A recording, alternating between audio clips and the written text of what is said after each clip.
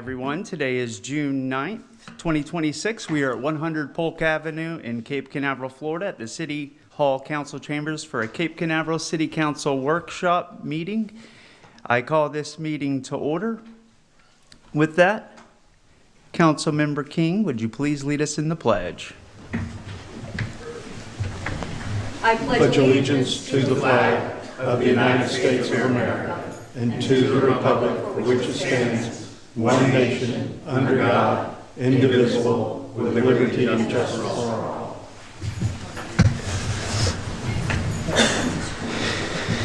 City Clerk, please call the roll. Mayor Pro Tem Jackson. Here. Councilmember King. Here. Mayor Morrison. Here. Councilmember Shoriak. Here. And Councilmember Willis. Here. City Council, thank you all for being here. City staff and everyone joining us from the community today. Greatly appreciate your time. This time, we have public participation on the agenda as the next item, but if the council desires, the first item, 5.1, Beach Inn Paid Parking Program, we are receiving a presentation, and it is up to the council, but I thought the community would have the opportunity to hear the presentation first. And so the idea would be we receive the presentation, allow the entire room to hear that, and then open it up to the public, and then we'll come back to the council. So we'll hear the presentation all together. We will then be able to hear the public, and then the council, I think, will have all the information to conduct this workshop. Council, any thoughts on that, or does that? I think it's the way to go. Let's do a motion. Make a motion to adjust the order of the agenda to allow presentation first and public participation. I second that. Got a motion by Councilmember Willis and a second by Councilmember King. Any further discussion on the matter? City Clerk, please call the roll. Mayor Pro Tem Jackson. 4. Councilmember King. 4. Mayor Morrison. 4. Councilmember Shoriak. 4. And Councilmember Willis. 4. All in favor, thank you. And for those of you that do intend to speak during the workshop, we do ask that you please fill out a comment card. Those are provided up front. And if you provide that here to one of our deputies or our city clerk, we'll make sure that you're heard. You got some time to do that. So, City Manager, at this time, do you want to go to the presentation, or do you have some opening remarks you'd like to make? I have some remarks, Mayor. Thank you. And thank you, Council, for entertaining these two items today in this workshop fashion. The concept of paid parking has been something that was brought to my attention when I was hired back in August. And again, thank you for the public for being out here. These are two important issues that bear discussing publicly so that we can get community input. I think it's important to note that there have been no decisions made on whether or not the city of Cape Canaveral is going to implement a paid parking program. The only decision made is to direct staff to review the issue and present to council its findings. And part of that review is to present to council the comments that the community has to make, whether they're in person at the podium or via email or phone call, however those comments are presented. This council is dedicated to hearing from its constituents in a manner that is appropriate to conduct this business, and so that's what we want to do. Implementing a paid parking program does not happen overnight. It's something that takes time, it takes research, and it takes diligence on the part of your city staff and on the part of your elected officials to do the right thing on behalf of the citizens of Cape Canaveral and anyone who should visit here or be a seasonal resident. So this is not an easy decision. It's not something that anybody takes lightly. It's something that we want to make sure we do our due diligence. And I can tell you that your staff is dedicated to finding out all the information and presenting the facts to this council and to the community to the extent we're able to uncover them. It also didn't come without some data and that we gathered, and we worked diligently to do that. But this is a 5-step process, and after being directed to look into paid parking, which happened last August, last August, and we've been talking about it in public meetings for some time. So I just want to, dissuade any opinions that this is something that happened overnight. We've been talking about paid parking since last August. And there's a brief history, as many of you know, that the city did entertain a paid parking initiative years ago, and it did not implement that initiative. It did involve the use of parking meters. This initiative does not involve the use of parking meters. So that is something that the citizens can, listen up for. But it's a 5-step process. We already had step 1, which was staff did its homework and, probed the best ways to pursue this matter, and then present what it felt was the best way to pursue that. And that resulted in, a vendor emerging, and that's T2 Systems. And they're here today to present to the council what they have to offer in the way of its platform. And the city council will have an opportunity to ask all those questions, as will the community. And then it will make its decision. Do we like T2, or do we want to go with another vendor, or do we want to scrub this idea altogether? So we're in a fact-finding mode, and we're in a public presentation mode, and everyone's input is relevant, and I'm sure the council will be receptive to that. So that's step 2. Step 3, should this council want to continue with this initiative, will be potentially another workshop at a date to be set to discuss what it would look like to have an ordinance and internal policies that would manage a pay-to-park policy or program. And that workshop will be advertised and will be open to the public, and public will be able to comment. And once the directions are made, then if we are to continue to proceed, then the city attorney will be directed to promulgate an ordinance. It's a 2-meeting process, and the comment period will continue during those 2 council meetings. And then ultimately, if council decides, then it'll be implemented, and there will be a lot of things that would happen. So it's not going to happen overnight. The community, the council and the staff are very sensitive to community concerns. And so we just kind of wanted to address those things before we got started. The desire to not charge residents has always been expressed by this council, and that has not changed. And I think you'll hear that throughout these proceedings. But it bears, discussing on how we go about that in ordinance format. So the purpose of today's workshop is to hear from the vendor and to ask the vendor questions on how it can best provide services to the city of Cape Canaveral. The council is going to weigh in, get their questions answered, and the public will also be able to weigh in and get their questions answered. And then a determination on how we proceed from today will then take place.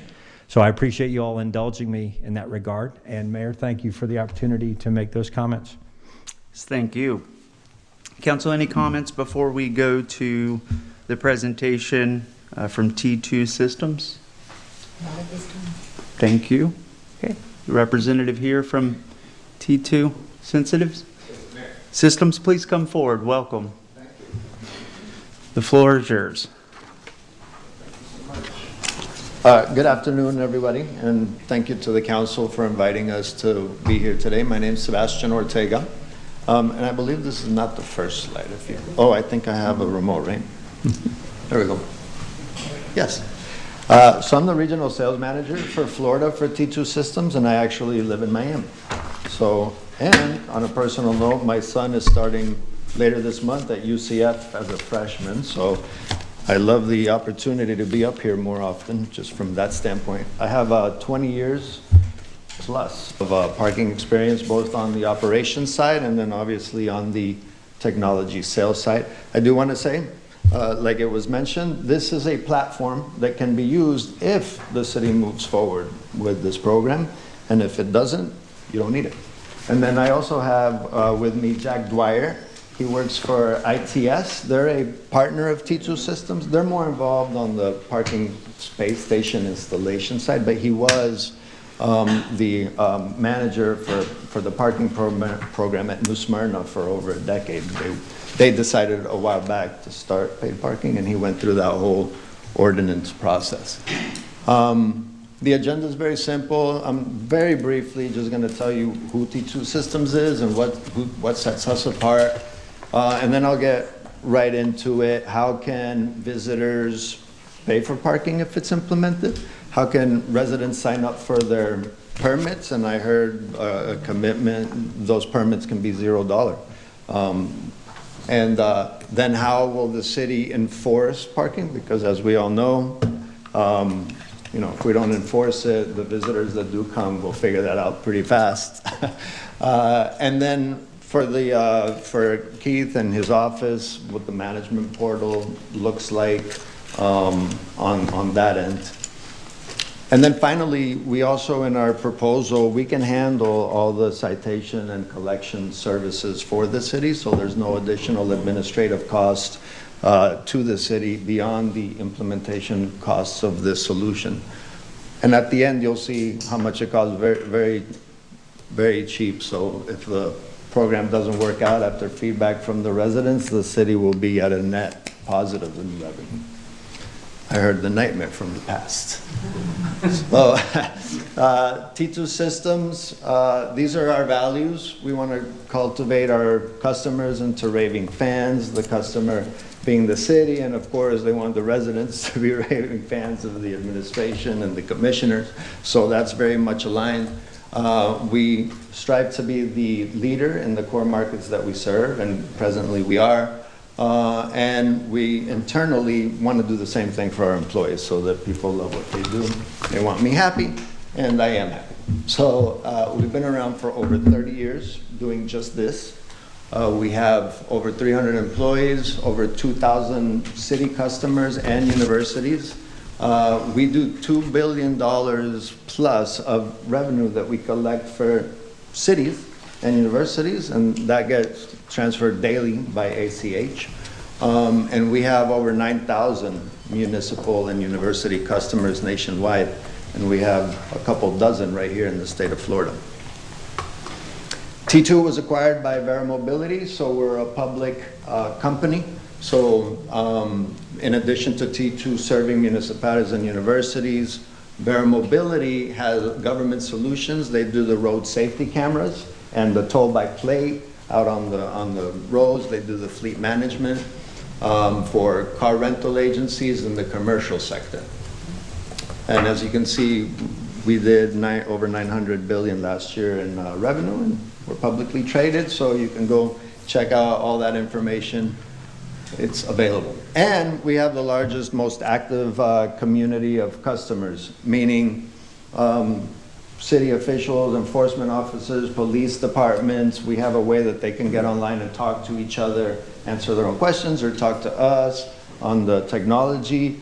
And a lot of our technology has functionality and features that are based on feedback from this community. So usually when City of Cape Canaveral has a need, it's a safe bet, probably other cities have it, and we implement it, and that is all automatically then updated on a daily basis to everyone. So you don't have to ask, can we get that? You'll have it. Okay. Sebastian, if you Yes. don't mind, I'm just going to pause for a second.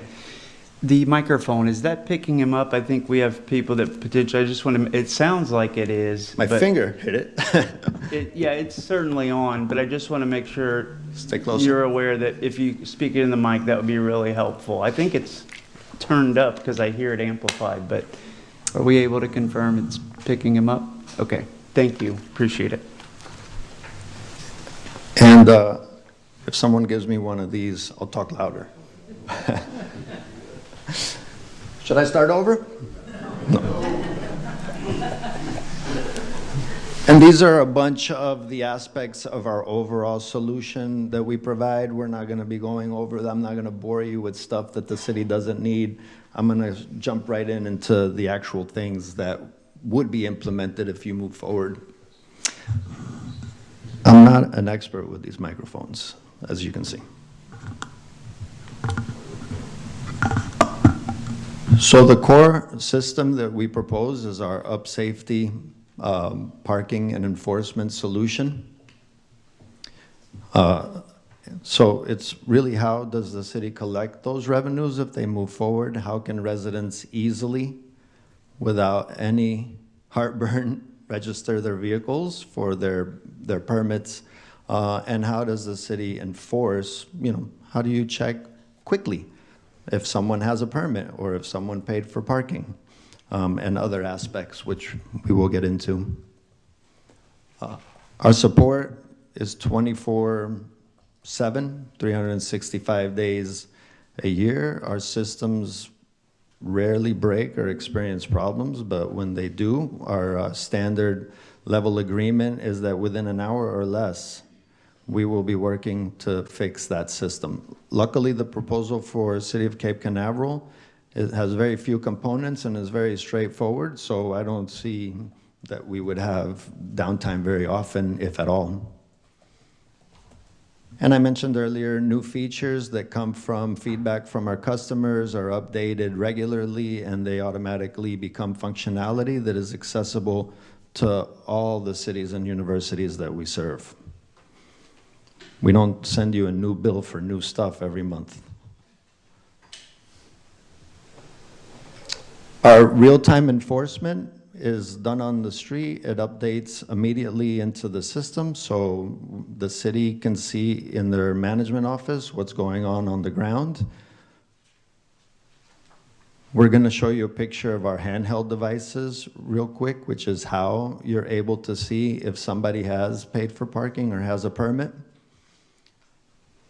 And the patron portal is fully customizable and white label. What that means for you as residents is you go online to the city's website, and let's say you want a permit, it's the city's website. You don't see T2 or any commercials or advertisements. You just get to do what you need, just like every other service that you're used to.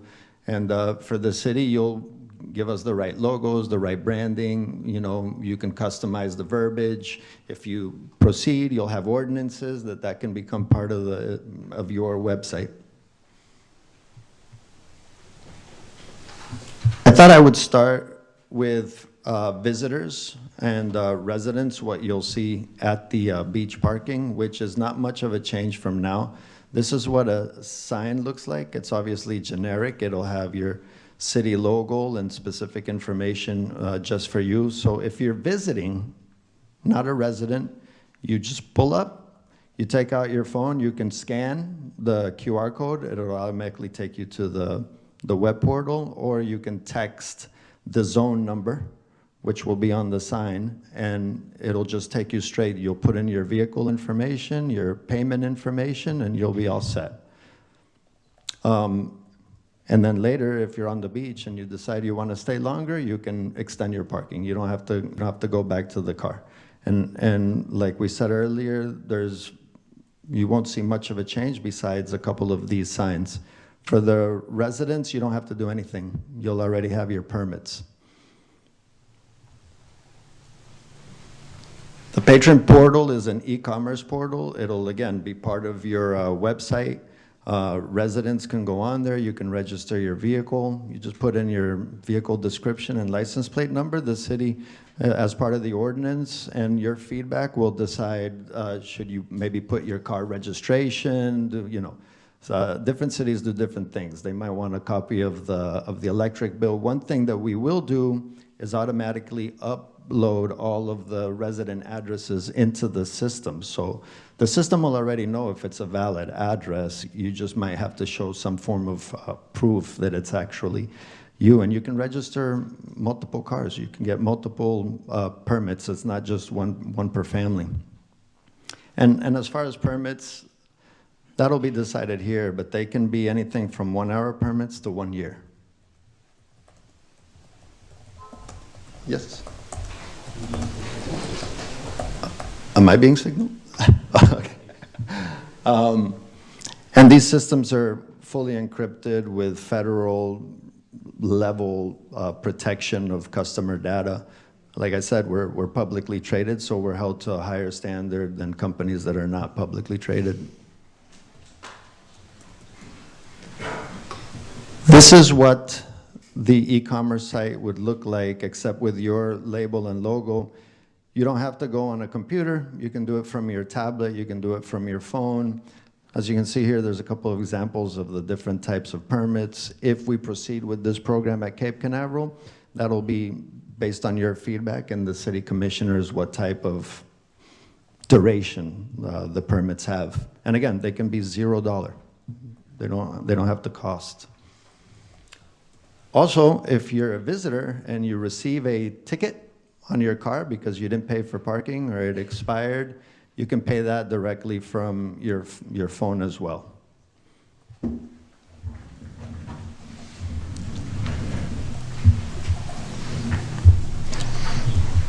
These are the enforcement handhelds. You can see they're very simple. The base component is a Samsung Galaxy smartphone. In our proposal to the city, you have the all-in-one device, which comes with a rugged case. It's very difficult to break. It has the attachment there, which has a scanner. So whoever the worker for the city is that has that, they just go to all the beach areas and scan the license plates. And it tells them if someone hasn't paid for parking. It tells them if this is a permit.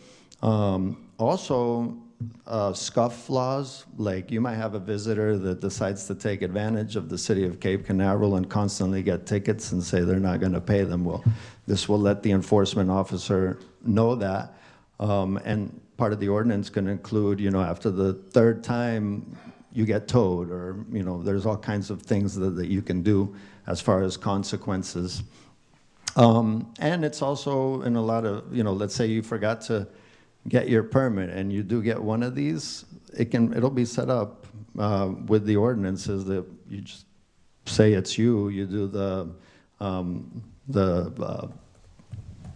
word is not complaint, but you just right there on the portal, you say, oh, I'm a resident, and you get the permit, and that can be taken off. Again, it's not us, it's all part of what the city chooses the rules are going to be. And also it has a printer, so it literally prints the citation, and all the information on the citation will be what the city wants it to say. It'll have a picture of the license plate, so visitors can verify that indeed it was their vehicle that got ticketed, and it'll have the date stamp, and it has tire chalking. So you can add up to 10 pictures in the portal, but only the license plate picture will be part of the ticket.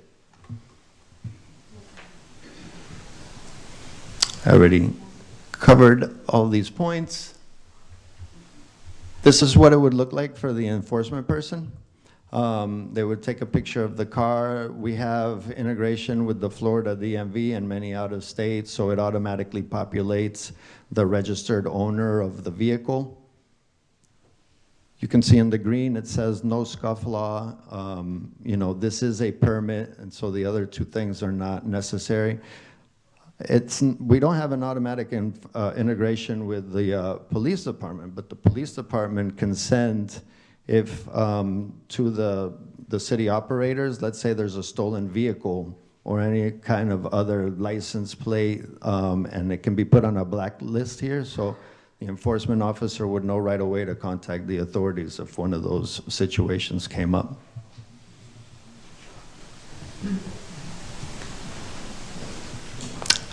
A lot of this is the rights that you put in the parking, because a lot of different cities do different things. This could be unlimited as long as you pay. It could only be during certain hours.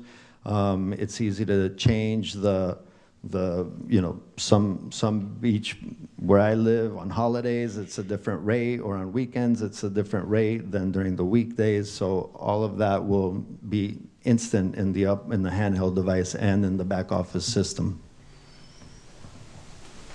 And this is what the city employees would see as far as the dashboard. Everything is in real time. These tiles is just drag and drop, so you can change this up. The system's very user-friendly, like any of your favorite websites already. And in fact, the first time you log in, it'll take you on a little tour of the main functionality and how to use it.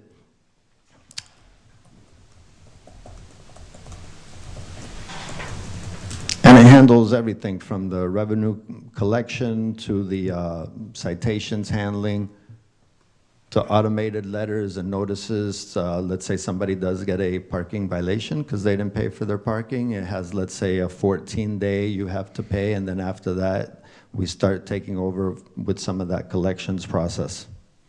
And it's all here in one system.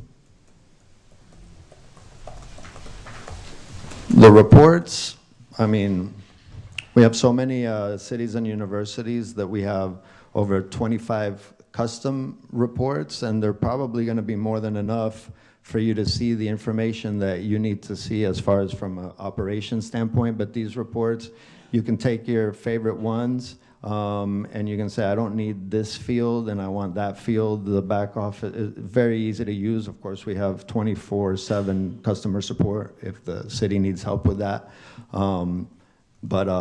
It's extremely robust system, and it exports to Excel to aid in all of the accounting functions. And you can set up automatic reports of different types to go. Let's say there might be one that the city manager wants to see on a weekly basis. Accounting will probably want to see a report on a daily basis so they can reconcile with what's in the bank. Or you can run it anytime you want, but there's a cadence that you can set up, so it's very easy.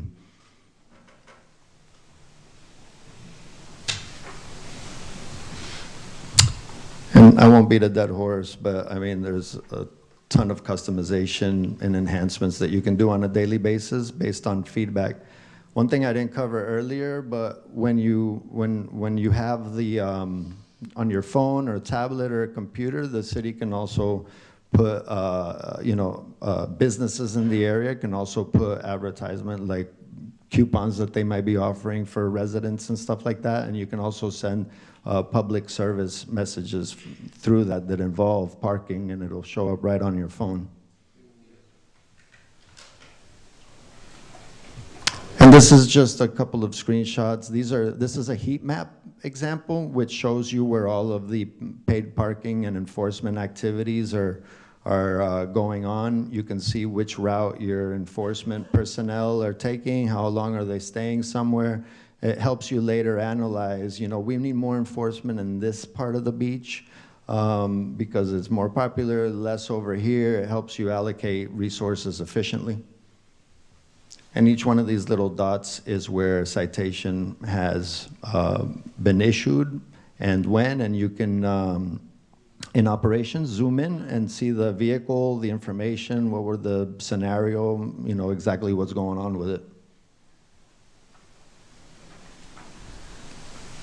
And there's a hearings and dispute function that was not part of this proposal because we are doing the citation and collection services that we proposed, and I'll show you that in just a moment.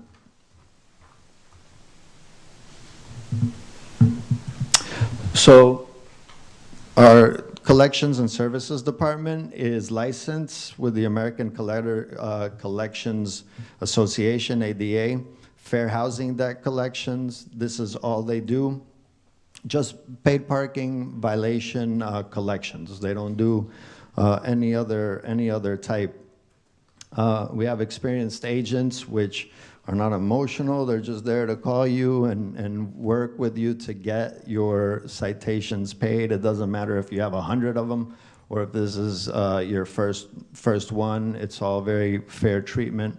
We have access to all the databases. For example, if someone is going through a bankruptcy proceeding, then we know to stay away from them. Also, state debt relief programs, we have those databases, so you don't have to worry about this department offending visitors, right? Because we want our visitors to come back. If they have a citation, we want to collect it, but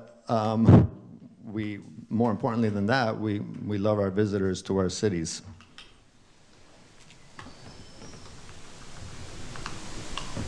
And we do skip tracing, and what that just means is that we have several systems that we pay for that we can find accurate information as to people's addresses and contact information. And our call center system can make 300 calls an hour. I think we do 11,000 a day, so when someone picks up, we can talk to them.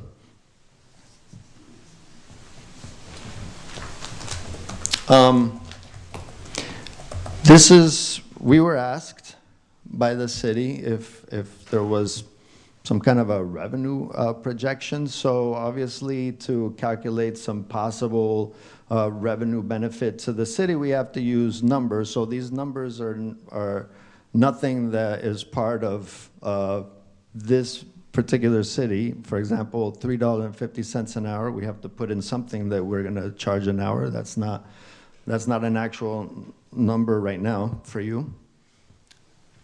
And then these are assumptions. If the parking program is implemented, we'll know for sure how the city of Cape Canaveral works. But this basically says parking's open 365 days a year. You might have someone from the city. We just put 16 hours a day, right? I don't think there's a lot of parking going on in the overnight. And a turnover of twice per parking space. It's probably more during the week. It's probably less on weekends. Occupancy is probably sold out on weekends and holidays and launches. And right now, I was just there this morning, and there's not, that many vehicles. But based on these assumptions, and also, let's say that we do 6.5 citations a day. These are kind of the numbers we were playing with. Again, they're assumptions, but as you can see, the total potential revenue, if these come to fruition, is over $475,000 to the city for the year. As you can see, because there's no big pay stations, it's all mobile and subscription services to the city. You'll see year one, the capital cost of the city is about $10,000. If you do the math on these numbers, that's paid the first 5 days the parking program is implemented. After that, it's all revenue to the city. And if these assumptions are too aggressive, probably within 2 weeks, and after that, it's all revenue to the city. And then after that, it's about $4,400, and that's just the annual subscription for the UpSafety solution and all of the stuff that goes on behind the scenes. That's per year.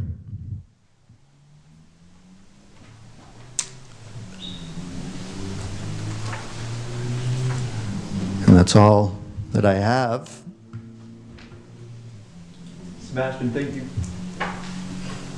Thank you very much for taking the time to present that to our community and this council. I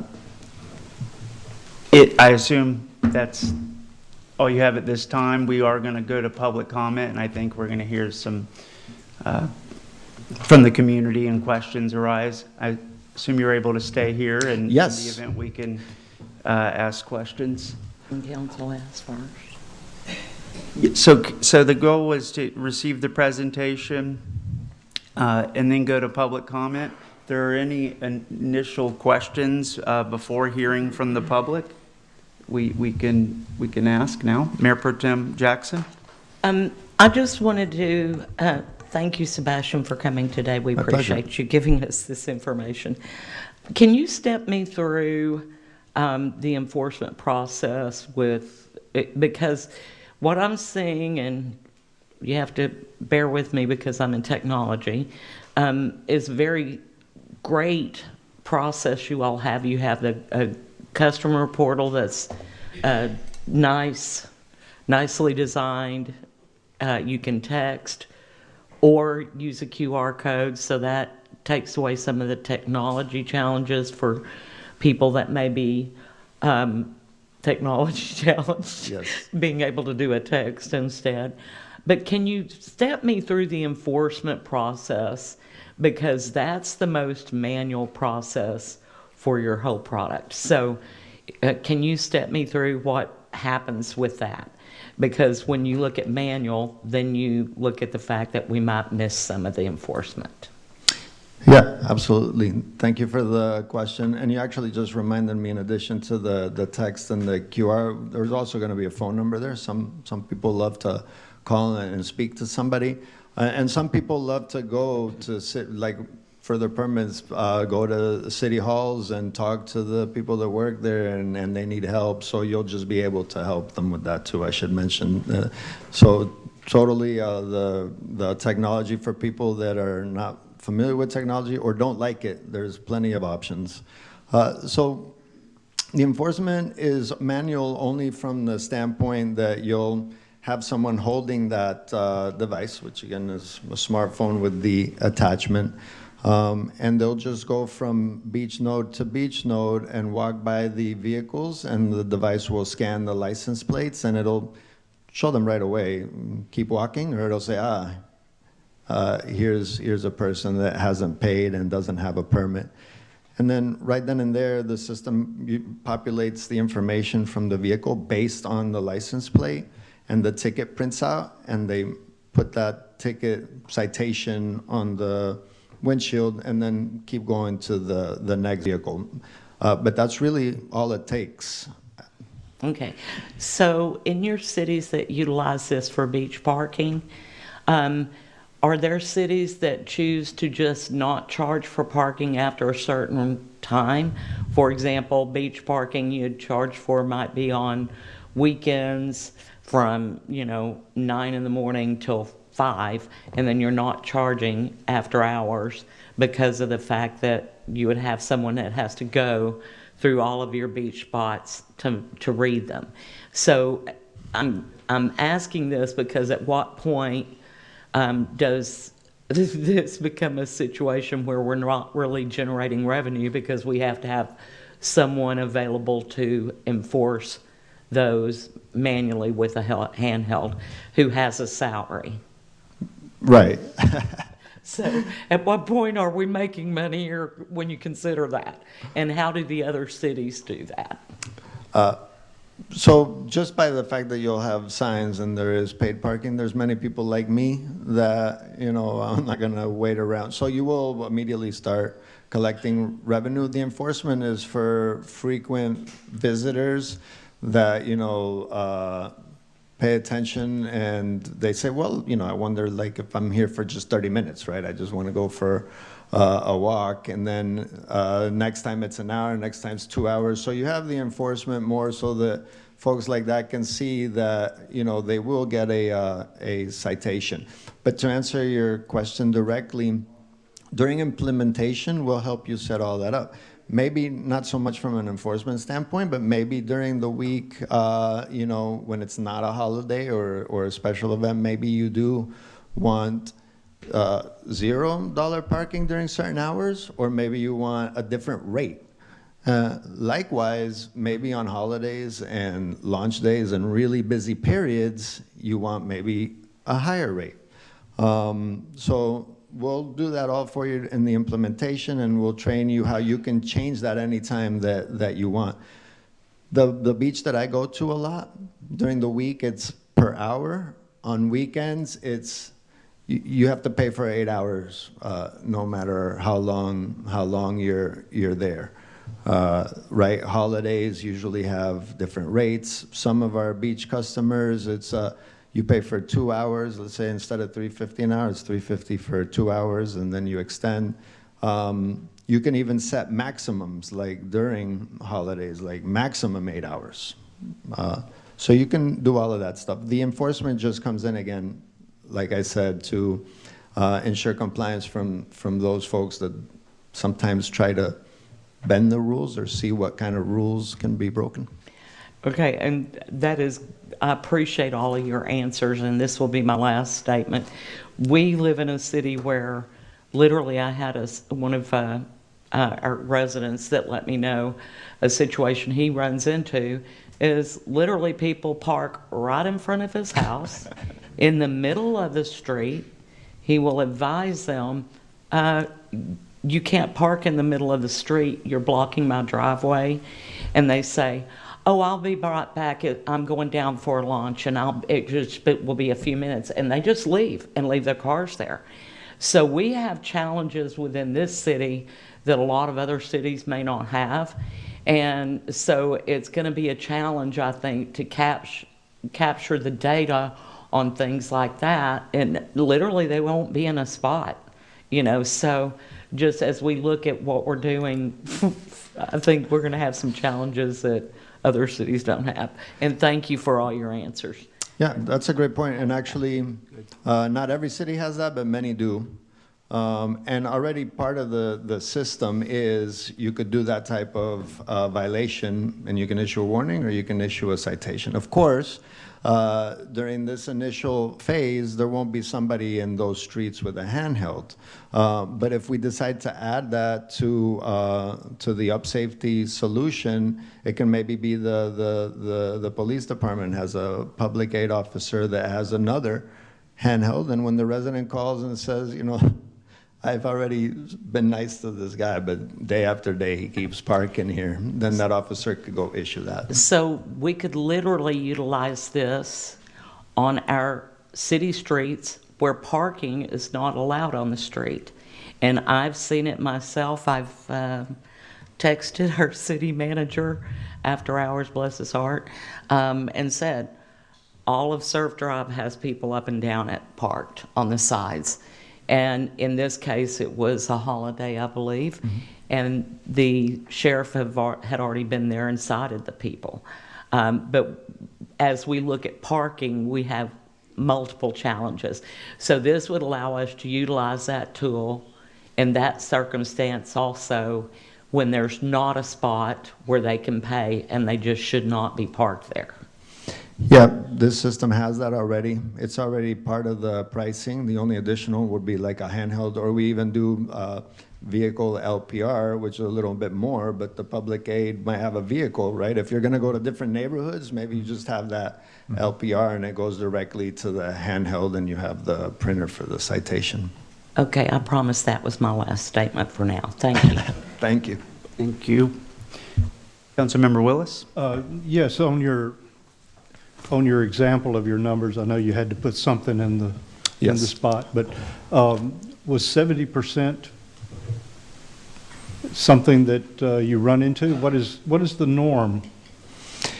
Yeah, 70, there is no norm, unfortunately, because of the popularity of certain cities over another one, combined with how many available parking spaces. But that 70% is if you 365 days a year, because right now it's, like 5%. So typical is 50 to 70% for beach towns. No, actually up to 85%, so 70 is like a middle number. Okay. But I can send that spreadsheet, and maybe Keith's office already has it, and you can do different. Actually, the finance director? Yeah. Asked me to put different scenarios in there. I think they're collecting information for you, so you may be getting different scenarios soon. So are we getting a sensitivity table? Okay, all right. Well, I ran some cursory numbers and wanted to be a little more pessimistic. Sure, yeah. So even if we went to 35%, I mean, that's $147,000, but what does that cover? But just to give it some reality, because as you said, you can go down to the beach ends today and there's not many people parked there. But now, to Mayor Pro Tem's comments about additional parking, when we have a launch, people fill up the beach ends and then they're on the streets everywhere. So if we were to go to something like this, we need the ability to police all of it, the good days and then the overflow that comes from those good days. Right. So that's my main concern on that. So thank you. Mr. Mayor? Thank you. Yes, Councilmember King. Thank you. I do have a question. Dynamic pricing, is there the ability for us to charge more if a certain percentage of the parking spaces are taken? In other words, charge more for the vacant parking spaces because of that level that has already been achieved? That's a great question, and you can set those parameters in the system, and you can play with those parameters if they don't work the first time. But yes, it's not yet to the point where we're obviously working on it, because everyone is, but implementing AI into the system where you can now just, instead of setting the parameters based on the feedback that you're getting, in the future you'll be able to give the AI, within these boundaries, you can adjust this in the minute by minute. But right now, it's not that dynamic, but it is dynamic enough that anything that you select to put initially, we can put it, and then you can adjust it as you go. Kind of like the airlines. If you're late getting a seat, you pay more. Thank you. Councilmember Willis? Yeah, a follow-up to Councilmember King's question. When an individual goes to your app to pay for parking, are they notified of what that rate is? So if we go to something more dynamic, they're going to know right then. Yes, absolutely. Okay, thank you. Councilmember Shoryak, any questions at this time? No. I've got a few questions, but I think I'm going to just pause for now. All great. Checking back. Anything else, council, before we hear from the public? City manager, anything at this time?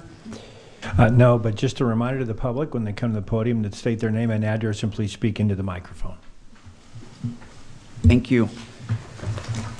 Sebastian, I appreciate it. Thank you very much. I'm sure you'll be close, and with that, we'll go ahead and hear from the public. Thank you, Mayor. It was my pleasure. Thank you, everyone. Okay, great. Just to over-communicate, looks like I've got 4 cards here, and if it is your intent to speak, you can bring it to our city clerk, and we'll make sure you're heard. Try to take them in the order that I have them up here. As the city manager said, I ask you please state your name and speak clearly into the microphone. This little light system in front of me, we have 3 minutes for public comments. When there's about 30 seconds left, the yellow light will come on, and then at the end of the 3 minutes, the red light will buzz and end, and we do ask that you please wrap it up at that point. Thank you all again. Just want to emphasize that our appreciation for this time out of your day to come help us as a community make it learn more at the phase we're in, and ultimately, if anything advances per the council's desire, we're doing this together. And so I know that this afternoon's time is not good for many working families and folks, and I think our next workshop will be factoring that in to potentially hold it at a time that's available to another group here within our city. So the first card that I have is Kelly Harrington. Hello. Oh, I am sorry. This is never assume. I assumed. Yeah, this looks like it's on mobility mats on the crossover, but it's not related to the parking issue. Is this just a general comment? Related to either of the 2 items that we have tonight? Let me just check. We've got parking, and parking. The remaining are parking. City attorney, we got 4 cards. One of the 4 is not related to either item on this. Would it be appropriate to? The subject matter for a workshop is stated on the agenda, so that's typically you entertain public comment relevant to the agenda.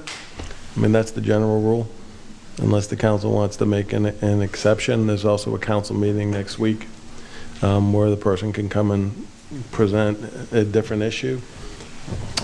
Comments in writing. I don't want to be respectful of your time, Mr. Harrington, as well as we're going through this.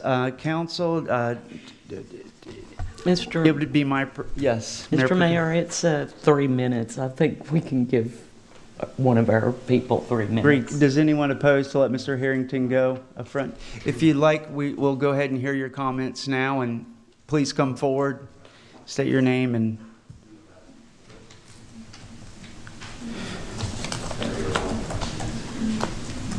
Hi, my name's Kelly Harrington. I just live on Jackson Avenue, and I may not be the only resident that's ever inquired about this, but as most people know, there are several mobility mats on several of the street crossovers, one of which was one street north of me. I did go to Public Works several years ago when I first moved here. That's where I was told to go to who's in charge of the mobility mats. And the individual I spoke to said that it's all based on turtle season, and your street doesn't meet ADA. And that contradicted, because I went over to Monroe, and there's a steeper incline to cross over for someone maybe perhaps with a wheelchair or walking devices than what Jackson Avenue possesses. So I guess I'm just asking, why can all the streets not have it, or have them? Why can we all have them? Thank you for your question. Yes. As our city attorney said, because you've raised a good one, we'll be having a council meeting at the next one. And I'm sure if you were able to reach out to our city manager, he can certainly answer your question. In short, I know there's a process to get those, but I know that that's something this community has expressed, so you're not the only one. Thank you. Are there any other comments not related to the agenda? I'd just like to get those out of the way up front. Everything that I see is here, and with that, we'll move through. Mr. George Eustace, we ask that you please state your name and address before speaking. Thank you, Mr. Eustace. My name is George Eustace. I'm president of Artesia Condominium at 425 Pierce Avenue. We just want to consider some exemptions to people for free parking. Like, we have a worker that comes during the week to work, and sometimes we don't have parking for him in our overflow spaces, and he has to park in public parking. Is there you have to consider that kind of thing, and perhaps give him a freebie, like a resident, because he's working there. Otherwise, he's going to be losing $2.50 an hour on his pay if that's what you're charging. That was one consideration. The other one is you have some volunteer events that you run on the beach, and somehow you need to set up so the volunteers don't have to pay to volunteer. Like when you do the sea oats planning, the turtle people that come and check the turtles daily, that's another one that happens, those kind of things. Beach cleanups. So you want to consider somehow giving an exemption to those kind of groups. Maybe you could give a one-day exemption for people that sign up. Obviously, the organization has some leader that could give you a list of license plate numbers, seeing this thing hold triggers off the license plate number. And the only other thing that I was thinking about is some of our residents have their kids come for the day visiting, but it appears that they could just sign up their kids as part of their unit if they wanted to, because like the kids live in Orlando and they'll come out for the day to visit, you know, Sunday dinner, that kind of stuff. There's something just to consider, some of these off the types, the normal things. Okay? Okay, thank you, Mr. Eustace. You're welcome. You have a comment, Councilmember Willis? Well, I just wanted to ask if the application, if we were to go with something like that, could it be suspended for certain events at a keystroke?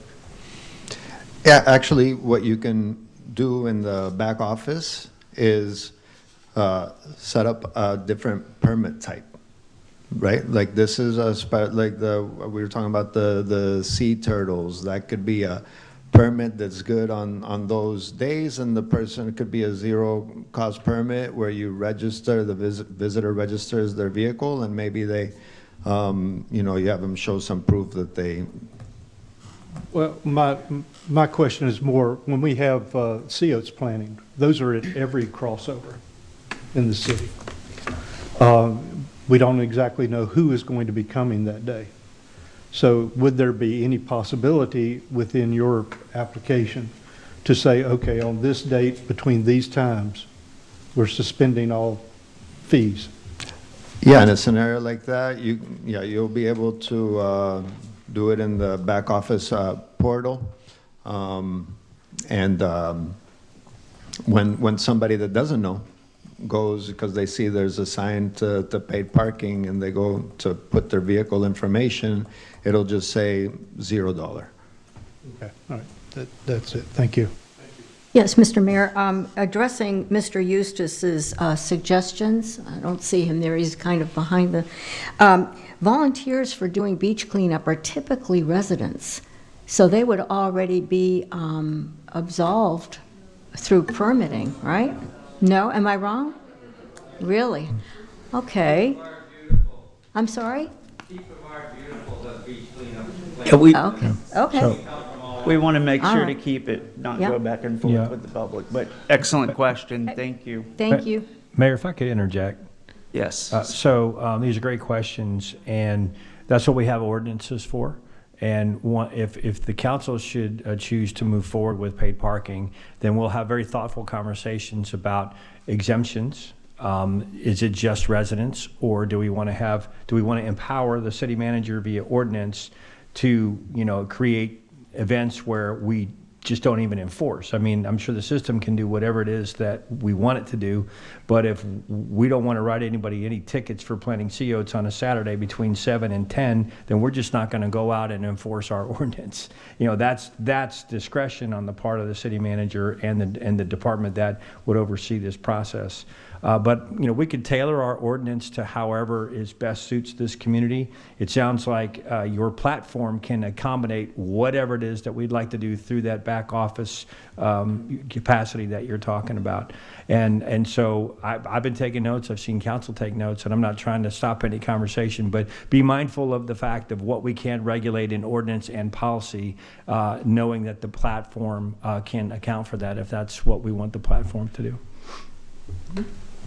Any further comments, Councilmember King? No, that's it. Thank you. Thank you. Next card I have is Mr. Bill Dearden. And I'm sorry if that is Reardon. I got it, thank you. Yeah, my name is Bill Reardon, R-E-A-R-D-O-N, and I'm at 298 Chandler Street. Thank you. Not being very adept at public speaking, I've got my little cheat sheet, which I sent to the city clerk this morning. Thank you for the opportunity. Okay, here we go. Dear council members, I am opposed to any restriction of public access to the beaches in our community, as well as the imposition of parking fees at those accesses. I believe this goes against the historical traditions of Cape Canaveral and will diminish the charm and attraction that this community has to offer both residents and tourists alike.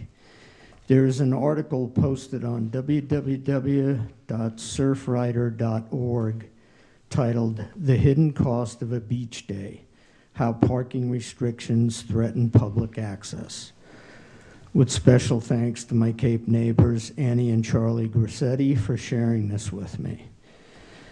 This article clearly illustrates my sentiments and experiences living and working in tourist attractive towns on both coasts, and it does so more eloquently, factually, and in only a few minutes more reading time than I could express today in my allotted 3 minutes.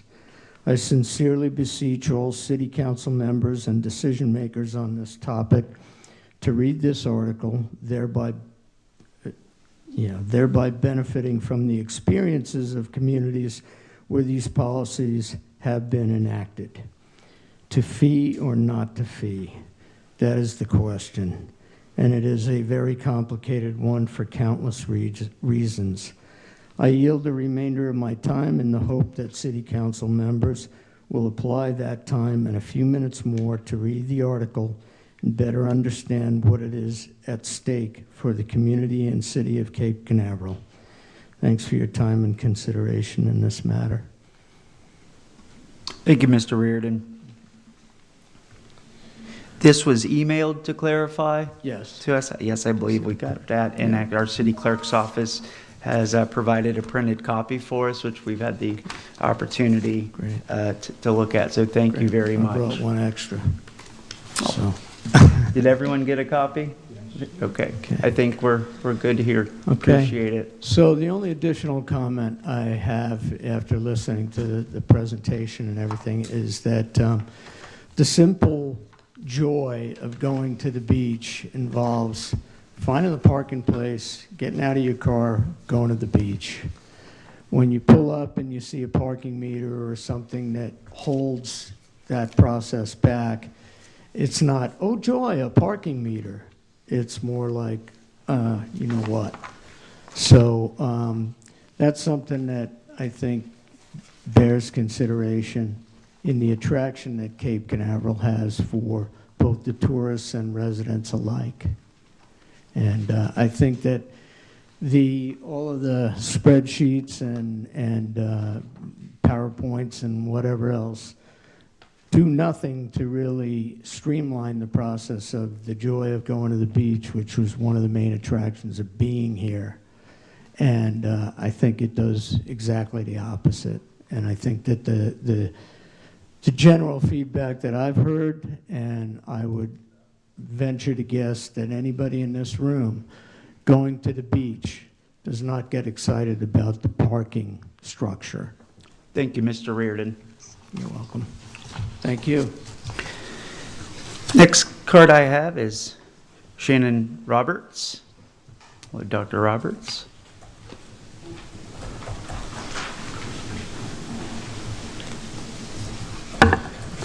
Shannon Roberts, 703 Solana Shores Drive, here in Cape Canaveral. And I think one thing that would be helpful to the residents is to have a scope of the project and vision, because to date, right now, I still don't know what parking spaces we're talking about that would be required to be permitted. I'm just a little confused about the scope of the endeavor from the city's perspective. That would, I think, would be a good overview for us to understand more clearly what's anticipated.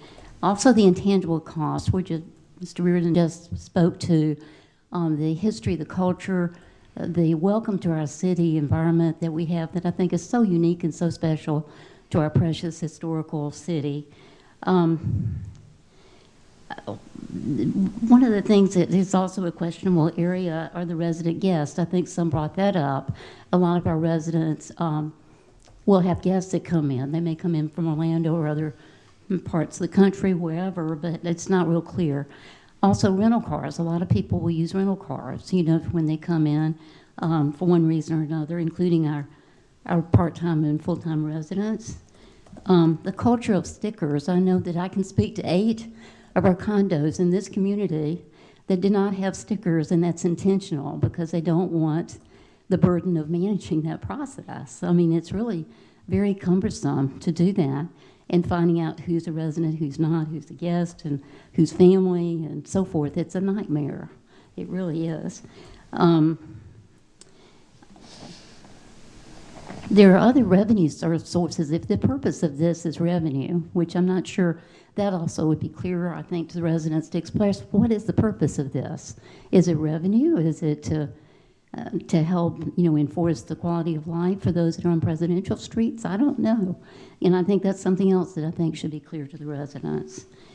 And how much is a ticket now? I've never asked this question, that a sheriff will administer if there's a parking ticket or whatever. Do we even enforce that now?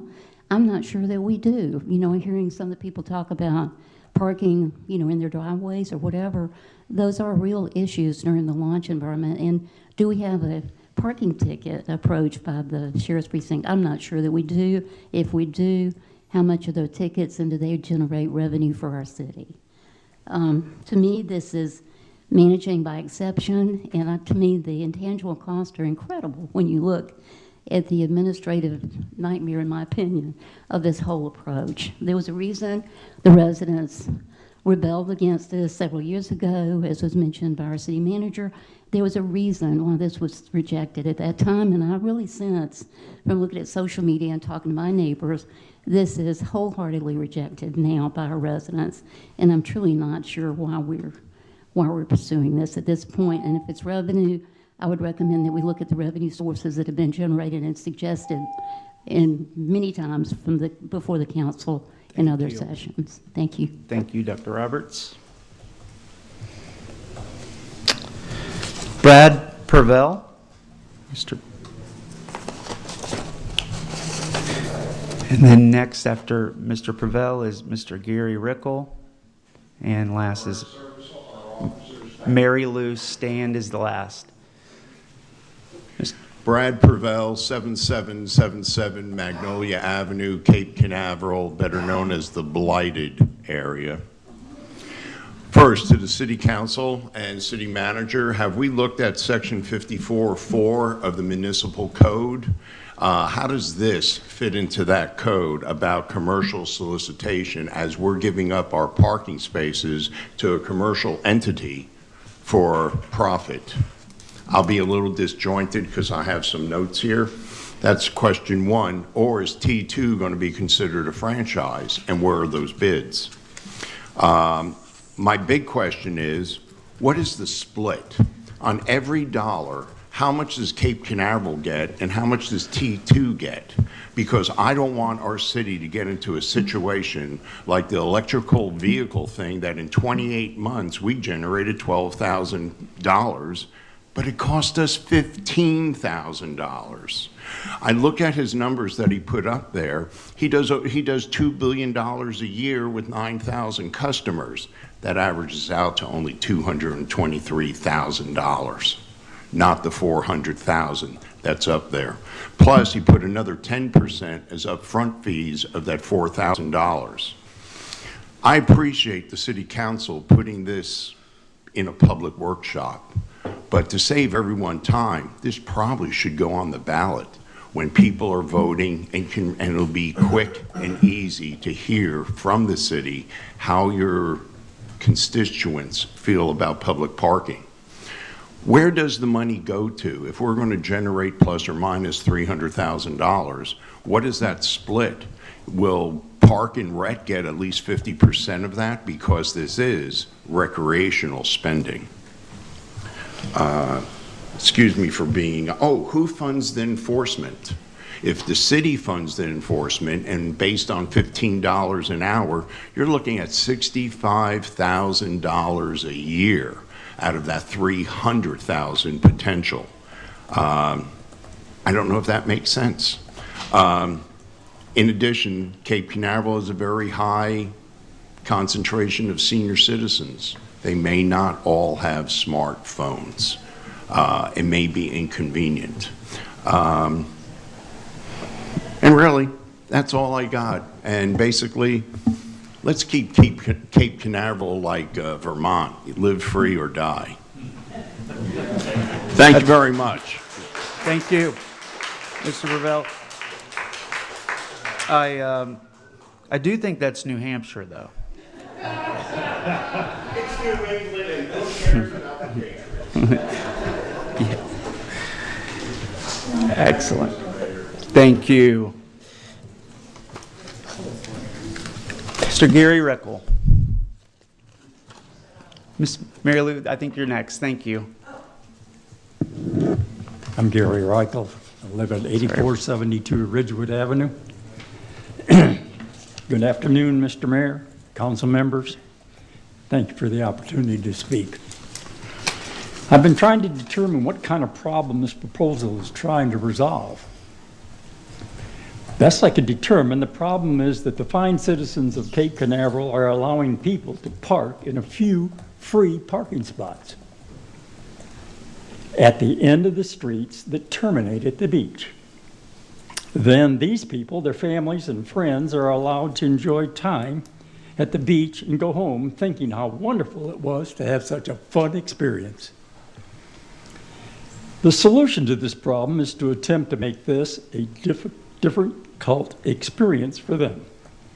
We want to spend money to force them to use an app to pay for the experience and, of course, fine them to make more money if they do not follow all the rules we want them to follow. We know that our neighbor to the south is making a lot of money with this, and we want to do the same. Of course, they have a lot more parking spots, but we can show that we can make a few bucks if we do the same.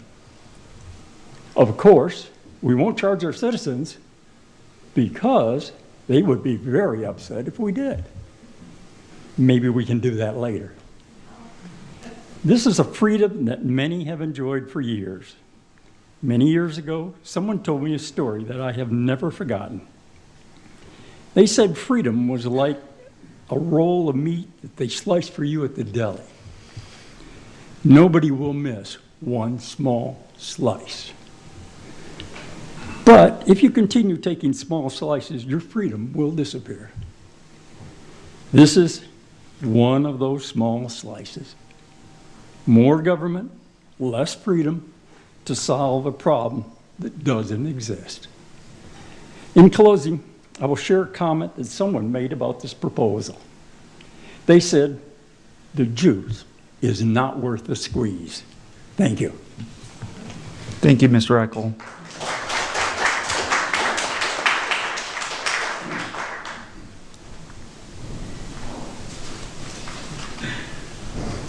Okay, the last card I have is Ms. Mary Lou Stan. If anyone else intended to speak, that's all I have. We do ask you come forward when you're ready. Thank you. Hi, I'm Mary Lou Stant. I live in Ocean Woods. Do we only have one vendor with a proposal? Well, I guess we can answer my questions later, but that is a question. Only one vendor. And do we know who Cocoa Beach uses and what the pros and cons they were faced with? In other words, I'd be interested, without any history, because I'm new, how does this vendor address the cons that have kept paid parking from coming to Cape Canaveral? That would be my question.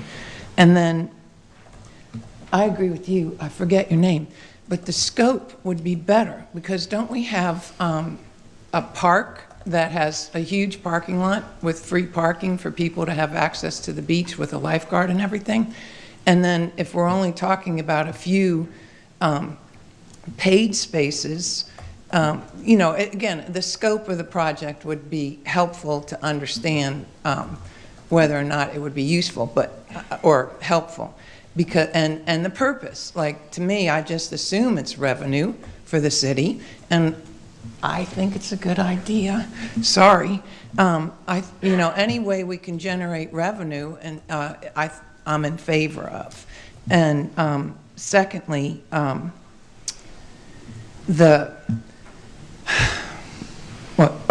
this was sort of in line with Commissioner Jackson's question. What I thought she meant was, you know, the $4,400 startup fees or subscription fee. You need a person to drive a vehicle around with a little device. You have to pay them, and you also just can't say to finance or anybody, here's a whole new job for you. Go ahead and just add it to your you know, regular job duties. There's other startup costs that I perceive in implementing a revenue generating kind of program, and that would take away from the estimated cost or the benefits of the program ultimately based on the current estimates. But anyway, those were just my questions. You know, who does Cocoa Beach use? Man, they created parking spots that they didn't even have before they marked them off, and now you have to pay. And everybody just pays. You have to pay to go to a restaurant now. I don't pay. I walk 2 or 3 extra blocks and resent the fact that, you know, they don't extend to the locals the privilege, but we sound like we're going to accommodate the people that live here. I'm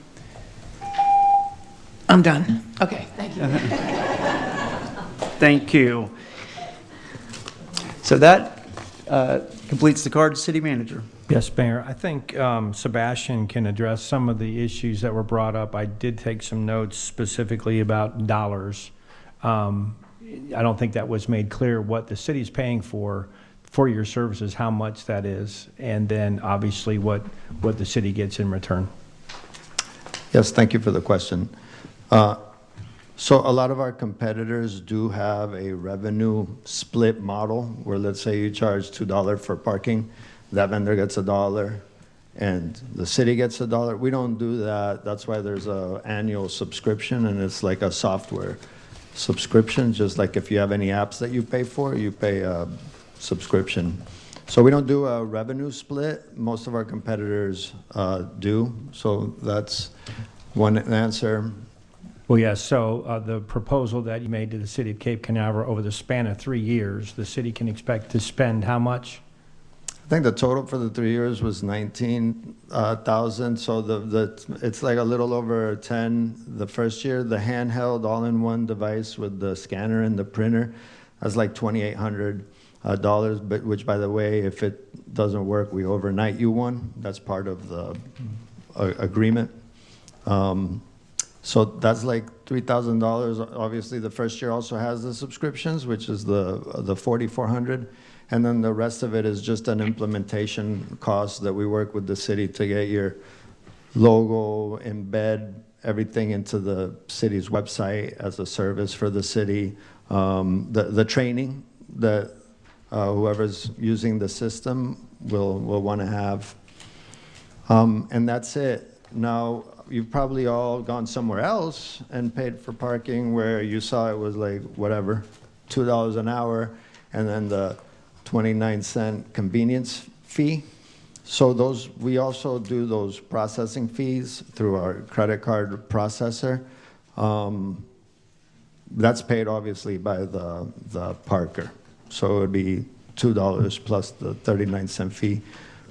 We get that fee, most of it goes, it's what we get charged by credit cards.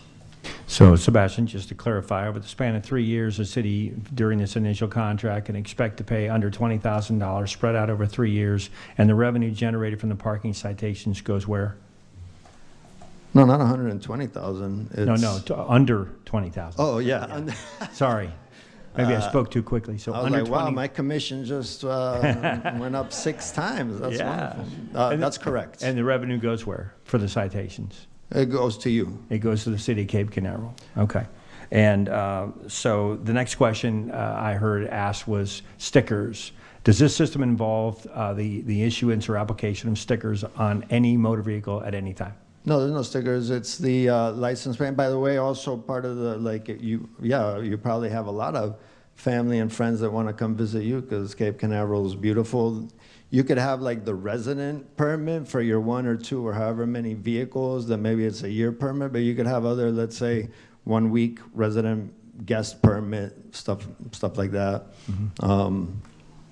So thank you. And back on the revenue question, where it goes to the city of Cape Canaveral specifically is in the city's general fund, which is used to offset the expenses of running the city to repair infrastructure that's damaged due to the high tourist traffic that this community creates on our roadways, and to maintain beaches or crossovers or whatever it is that the general fund dollars are used to offset the cost for the high impact of being a tourist city.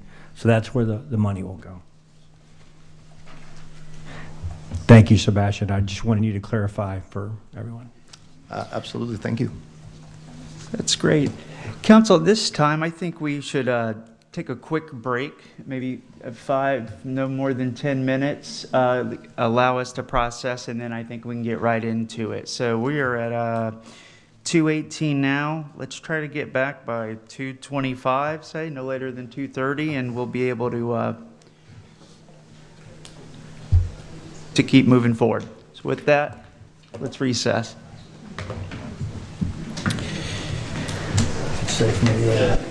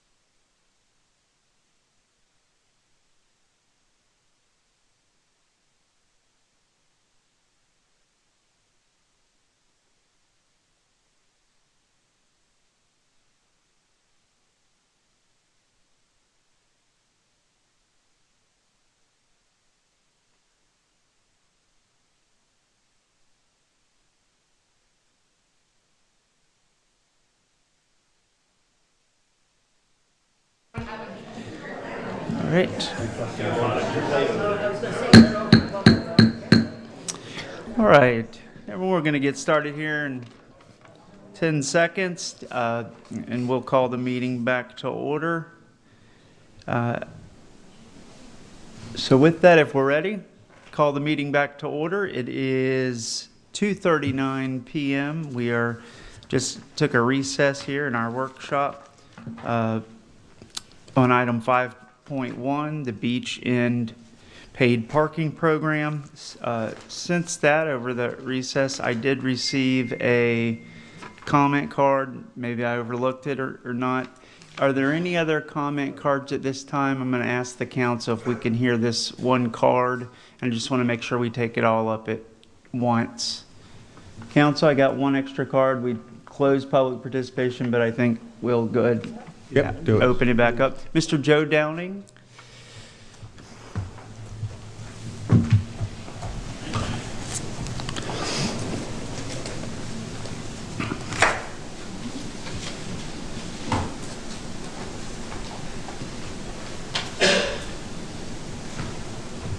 Please, the council.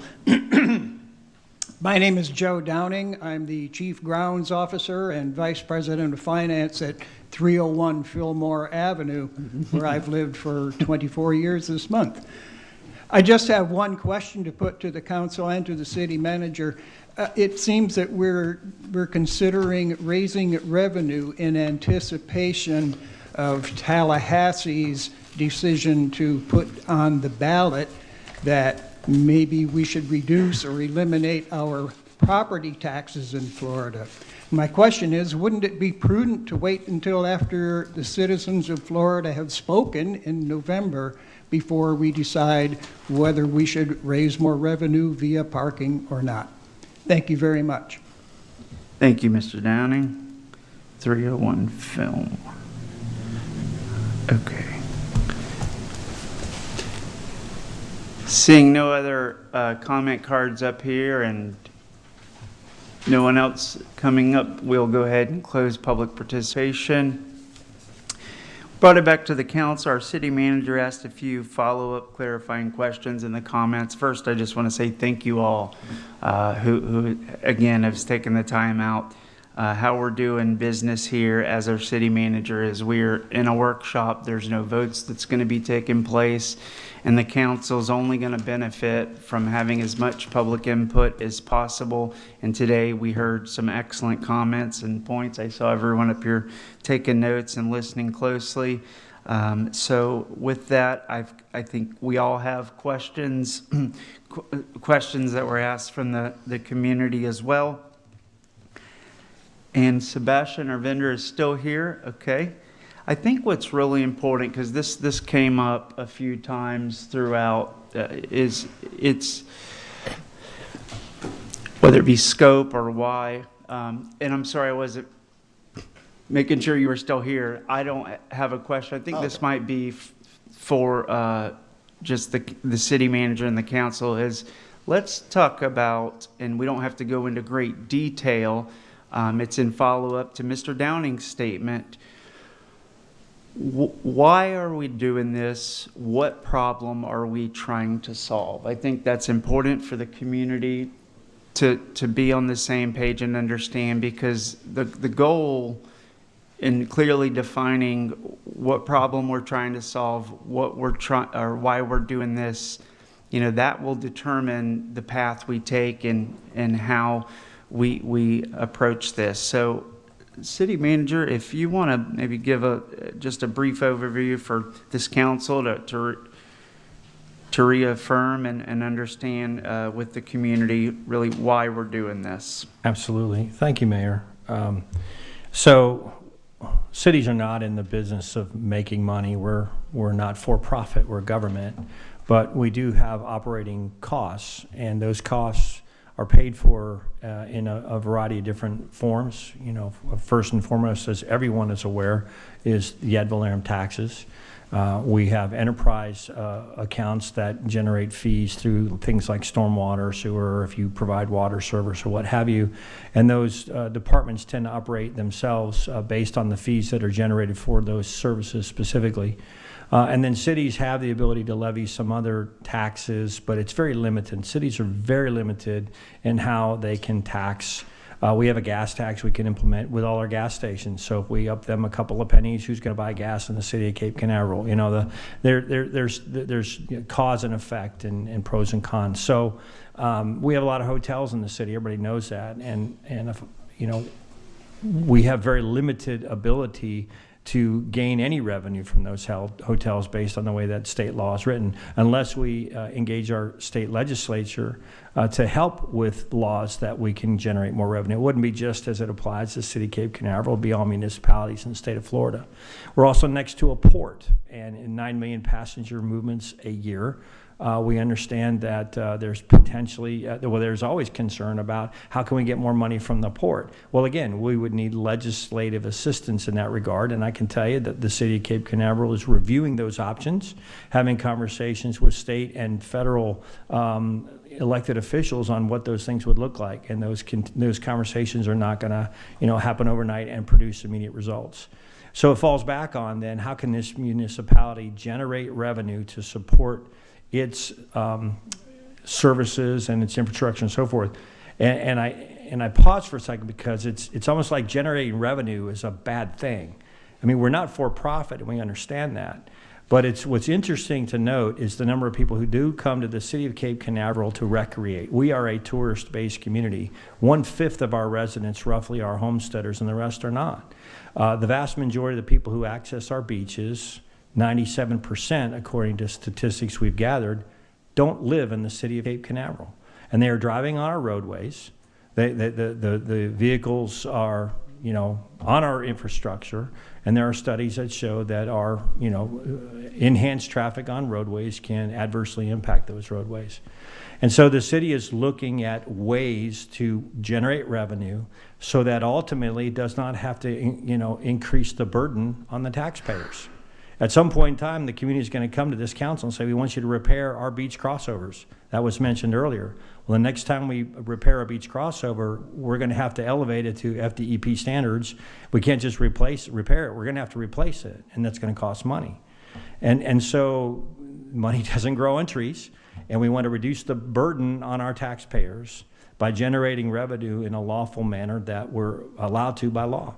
And paid parking is all over Brevard County. We are the only community that does not charge people to park. Cherry Down Park is in our city, but it's not our jurisdiction. It's owned by the county.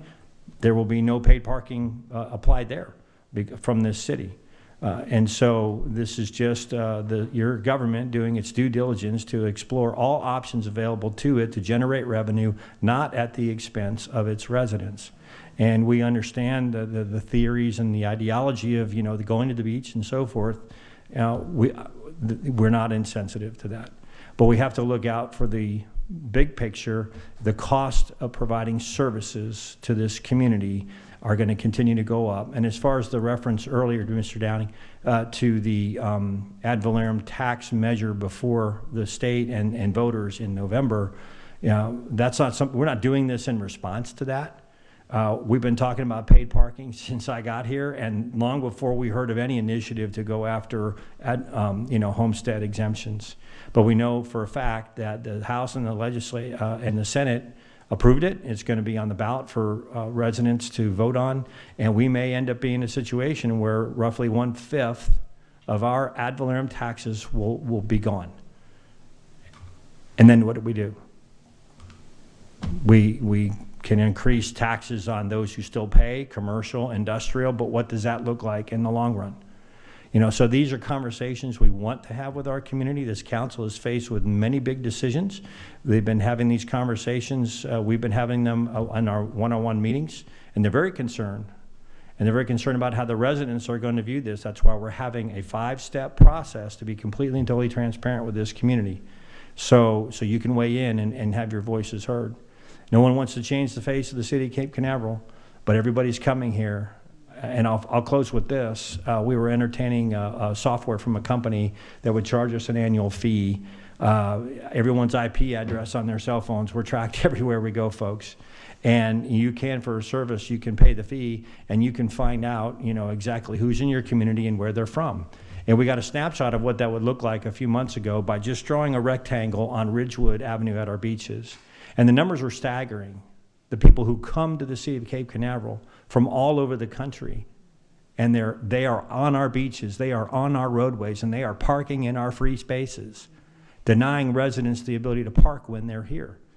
And we're not insensitive to that, but we just think the city of Cape Canaveral should be able to support its residents in a manner that's reasonable and prudent and lawful by implementing a paid parking system. And this council has the courage to address this matter, and we appreciate everybody coming here to speak out and speak your mind, because your voice does matter.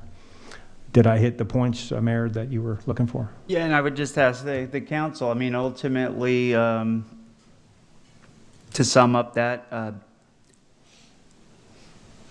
generating revenue it is the goal, and the burden and the way we obtain revenue through property taxes, that burden that we pay for these services comes out of property taxes. And overall, if you look at the history of Cape Canaveral, we, over the past, and this is many cities, have seen a large increase, and we've worked hard in the city to keep our taxes low, but expenses has risen significantly. And I can say on the other side of this is we are looking at ways to reduce expenses as well, and taking a very hard look at that. But we have a tough decision to make, and I think we're going to continue to make them. So council, are there any comments from the council on why we are doing this, and any statements to follow up from our city manager? Yes. When you have a moment after Mayor Pro Tem, thank you. Yes, Mayor Pro Tem. Okay, in 2012, Airbnb and VRBO lobbied the state of Florida to allow short-term rentals into every residential community in the state of Florida. Back in that day, I was not on council, I was not in government, and I screamed my head off. I literally deal with short-term rentals, as a lot of you know right now. However, allowing those into residential communities changed the face of many communities within our state. Now we have a R1 residential home that is a single-family home, and then the home next door is a short-term vacation rental. Those changes change the fabric of communities throughout the state. Okay, so now we have around, as our city manager was saying, around 1/5 of our city are full-time residents. I've seen people that have had concerns over Cape View closing and talking about this in relation to that. Well, if all of your residences are short-term rentals, there aren't going to be kids to go to those schools. And when enrollment drops, we don't have the control over those schools. So there's been a lot of changes that our community has gone through. I personally moved here and bought here because of the type of community we were. We were a small residential city by the sea. And that's literally in our city charter.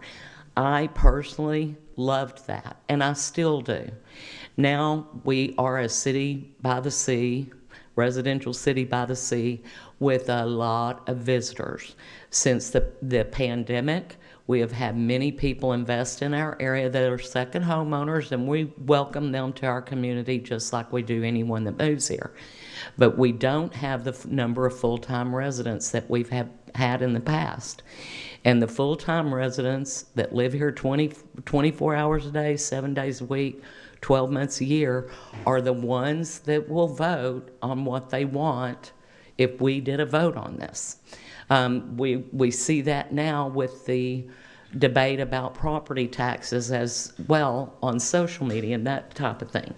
So when we look at the low number of residences in those spaces, we do know that we've had an influx of people into our county, and that influx of people have flocked to our area with the space race, and have invested in our area, buying property and coming here. Some are full-time and some are part-time. people. But regardless, our area has exploded. And when you look at that and the changes that are occurring based on the sheer explosion with the space race and what has happened since the pandemic, we've had a change in the way that our county looks as well as our city. As our city manager said, we have the port. The port's charter doesn't allow for us to get money. We have the bed tax for short-term rentals. That goes to the county. Meanwhile, the county's exploding and bursting at the seams compared to what we used to be. So it's a challenge that we all face. We have to look at how we want to handle and manage that as a city. And your feedback is key to us. And just so you know, we have gotten other emails in regards to this that are in support of it. But as we look at this, you know, we have to question ourselves. Are we the city that says, nope, we don't ever want to do that? We know we have a small population of our own that are going to that beach, and we're good even if our taxes go up with us maintaining that free parking. Because when you come to expenses and revenues, you've got to have yourself covered. So it can be an easy choice, and everyone gets to look at those choices and give us their feedback. And I'm interested in listening to what our residents want and then moving from that spot. But we've had changes in this city. It's been a lot of change. And as we have seen with these numbers, a lot of those people are not from here. So how do we want to handle that? And how do we do the traffic management? I've seen people on the beach covering up a hole so that someone doesn't fall and break their leg. I've seen ones that have said, can you fill your hole up? And they've said, I don't care. And they walk off. I've seen ones that are picking up trash every day and making our community a better place. And I've seen ones that have said, can you pick up your trash? And they'll, I don't care. And they leave. So it just depends on what do we see as a community? What do we want as a community? But we definitely have had changes. A lot of those changes came about way back when with the Airbnb lobbying the state, because that changed what neighborhoods look like. And so to me, we have, 21% of our property owners, 1/5 is what our city manager had said, own here and live here. And regardless of what options we choose and what direction we go, we have to live with the financial consequences of that. So if people are good with, we have to charge more in taxes to cover this so that people can come to the beach for free that are not necessarily our residents, then that's good too. But we have to look as a city council as being fiscally responsible for the residents within our city. And that's why even exploring this becomes an option that we should all look at. Thank you, Mayor Pro Tem. Councilmember King? Thank you. I couldn't have said it better myself. Thank you, Mayor Pro Tem. Very well put. When I moved to this area in 1982, it was a scrubby little beach town. Many of you probably were here at that time and you remember. And we've watched it evolve rather rapidly since COVID into a resort town. That's what we are now. I argued with a friend of mine, a neighbor, who said, face it, Andrea, it's a resort town now. It's not what it was, and you're going to have to deal with that.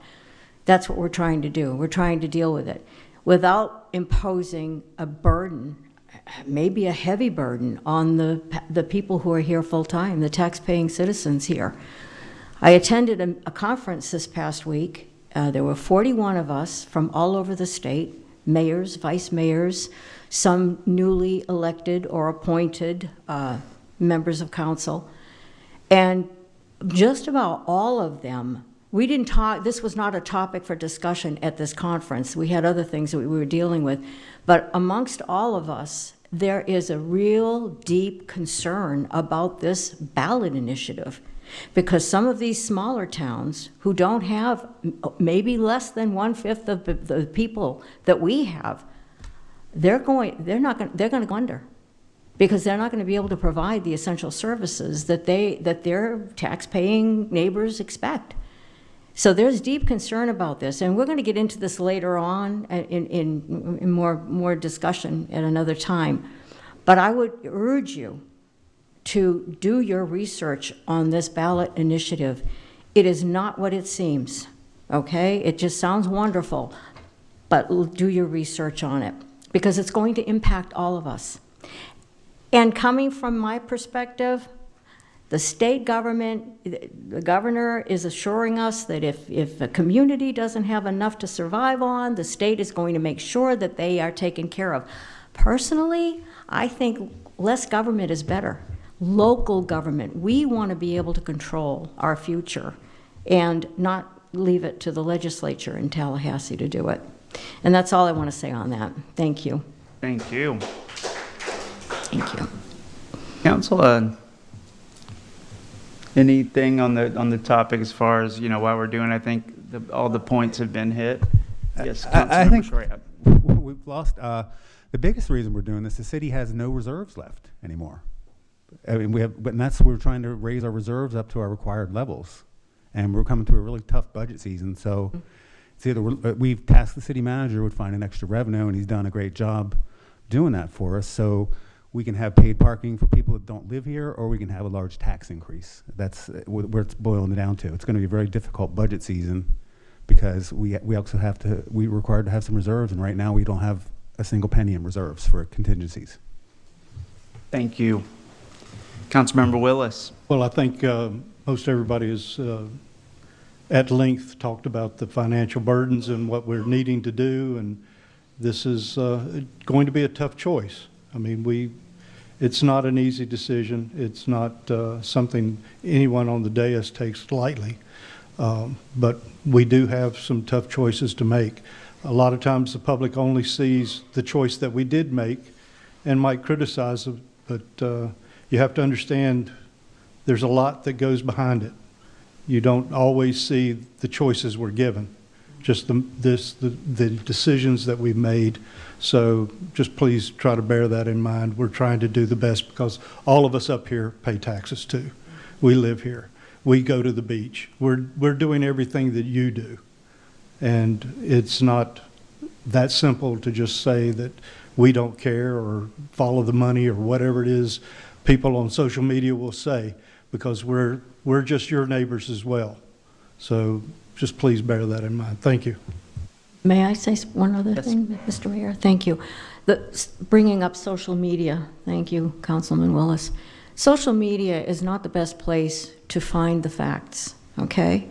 If you're relying on what people are offering, opining on social media, keep in mind that a lot of it is without facts, without the backstory. And that's why I'm so delighted to see all of you here today. I really am. I wish we had all of you here and more for our council meetings so you can see how we deliberate, how we angst over some of these decisions that we have to make. Because again, it affects all of us. So thank you for that, Councilman Willis, and I'll leave it at that. Yeah, and just on the social media, the public opinion is largely against this. I mean, 80% was my rough numbers, and I went on the media sources, the city's posts, and I'm so proud of our city because, there's councils and commissions that move very quietly on big decisions like this, and this is why we wanted to put it out there so that we can talk and discuss these things. The path that we're heading down to the points we raised is not sustainable. And the decisions that were made prior on large capital expansions in the city, whether it be the C5, the level of architecture and design of this very building, we're talking 2016, 2017, just prior to that, say 2015, the city started taking on debt and expanding, and many of you who are here today were raising concerns. Many who were residents or on this dais were raising concerns about the overhead. And at that time, we didn't have the council we have today. We are responding largely to a lot of those expenditures that we warned about. And that council is no longer with us. At the time, I was the only one, but a majority is 3. It was bad math, really bad, or just math that was ignored on the overhead expenses for these facilities. And so in addition to considering paid parking, we're also looking at how we can make decisions on all property assets to be sustainable. That while it might be impossible to have every single property as a standalone revenue positive, we are putting forward any ideas to say, can we monetize this? And this council, I believe, is the only council, I could say very confidently, that 2 years in a row, we legitimately decreased taxes. And a lot of people or elected officials say, we lowered your taxes. Yeah, they lowered the rate, but our property values went up and they didn't lower it below the rollback rate. This council did that. And we are now, I do not want to, I want to continue to decrease taxes. I think Cape Canaveral, as our city manager said, because we're so tourist heavy, I can't speak for all cities and what comes out on the ballot, but we are in a position due to the heavy tourism and 1/5 being the homesteaders to where we can leverage the traffic that comes into our city, and it only it gets me motivated to know that, but can we turn around and continue to truly decrease taxes? Can residents live here as the lowest tax rate? And depending on how aggressive we get, I mean, we can, and if the state gets involved, largely decrease taxes much lower, and we bear the cost. Cape Canaveral, the hotels are happening here, and a lot of it is in response to Port Canaveral and the port's decisions to continue to drive their metric, which is tourism. And boy, they've been successful. Busiest cruise port in the world. And while we watch that, that's on our backs. And the traffic and the impacts on our beaches, we are looking at how can we survive without increasing taxes. And I would say, how can we survive and decrease taxes? And if that ballot initiative referendum or goes out, we'll be forced to make that decision. And so today, I think we've got the right counsel to say, if you had to pick one, and I'm speaking for myself, I know we always say no one likes taxes. I'm taking it a step further. I think property taxes are flat out unethical and immoral. I've always felt that way. That why? Just because the property value increases, should we continue to have to pay more in taxes? So I agree a lot with what the governor says there, and the legislature made its decision. But I want our residents to have minimal. And yes, I dream of a day that could we completely eliminate it. And I can tell you, if the port, whether it be limitations in the charter, if we were able to capture some revenue from the cruise passenger traffic, 7 million passengers at $1 a passenger would be $7 million. That would completely eliminate our property tax, because that's roughly what we bring in taxes. But we are working, as this council said, on all sides, not just revenue, but we've done it. Our city manager has worked hard. We've decreased costs. And I can tell you, when I'm looking at revenue, it's not additional revenue. It's to reduce the burden on our taxpayers. Because if we're going to be 1/5 of the homesteaders and bear the busiest cruise ship in the world and see hotels continue to come up in our community and deal with Airbnb and short-term rental businesses operating in residential communities, we have got, I think, to really look at how we can, if it's going to be that way, and as our Mayor Pro Tem said, the tourist development, the bed tax, we do not get. That goes straight to the county to go into marketing and more billboards to drive more traffic here, but it's all happening in our city. And all of the above. It's not just parking. It is potentially working with the port. We've advocated and we've discussed tourist development taxes, and I think it's all the above. This is one, and the big difference from the decision we're considering today and in the past is the biggest argument on a lot of the capital expansions, whether it was the C5 Community Center and many other investments, was the workshops were not happening. Some of them came long after the fact, but I can speak for myself. I'm not going to move faster than our community is ready. I would be willing to make a decision, maybe that the opinions of many do not agree, but I think that if we looked at the options between property taxes and fee-for-service, I think the fee-for-service is better, only if we could genuinely decrease taxes, not keep taxes or increase taxes and then add a new revenue. And so that's where my heart is, and I know that many of the council members up there feel the same way. The vendor that we have who took the time to present where we are, kind of step two, it was first discussed publicly at the last meeting, is here to talk about how we can best serve the community with their programs, and if everything's a consideration. If this advances, it'll be crystal clear if this is something the community does not want. And so I think that as we get to first and second readings, I think more and more people will show up, and we will make a decision together and ask all the questions. So with that, I've got some questions if we don't, that's kind of a high level from all of us on why we're doing it. But if our vendor, Sebastian, I got a few questions that, again, I can speak for myself on this. Can we talk about the privacy issues? That's a major concern for me. I'm not a fan of flock camera systems. I understand the intangible, the indirect benefits. I understand how it's legitimately saved lives and helped, but it's what happens when that data gets in the wrong hands. And the first question would be, how long is the data, who owns the data is the first question.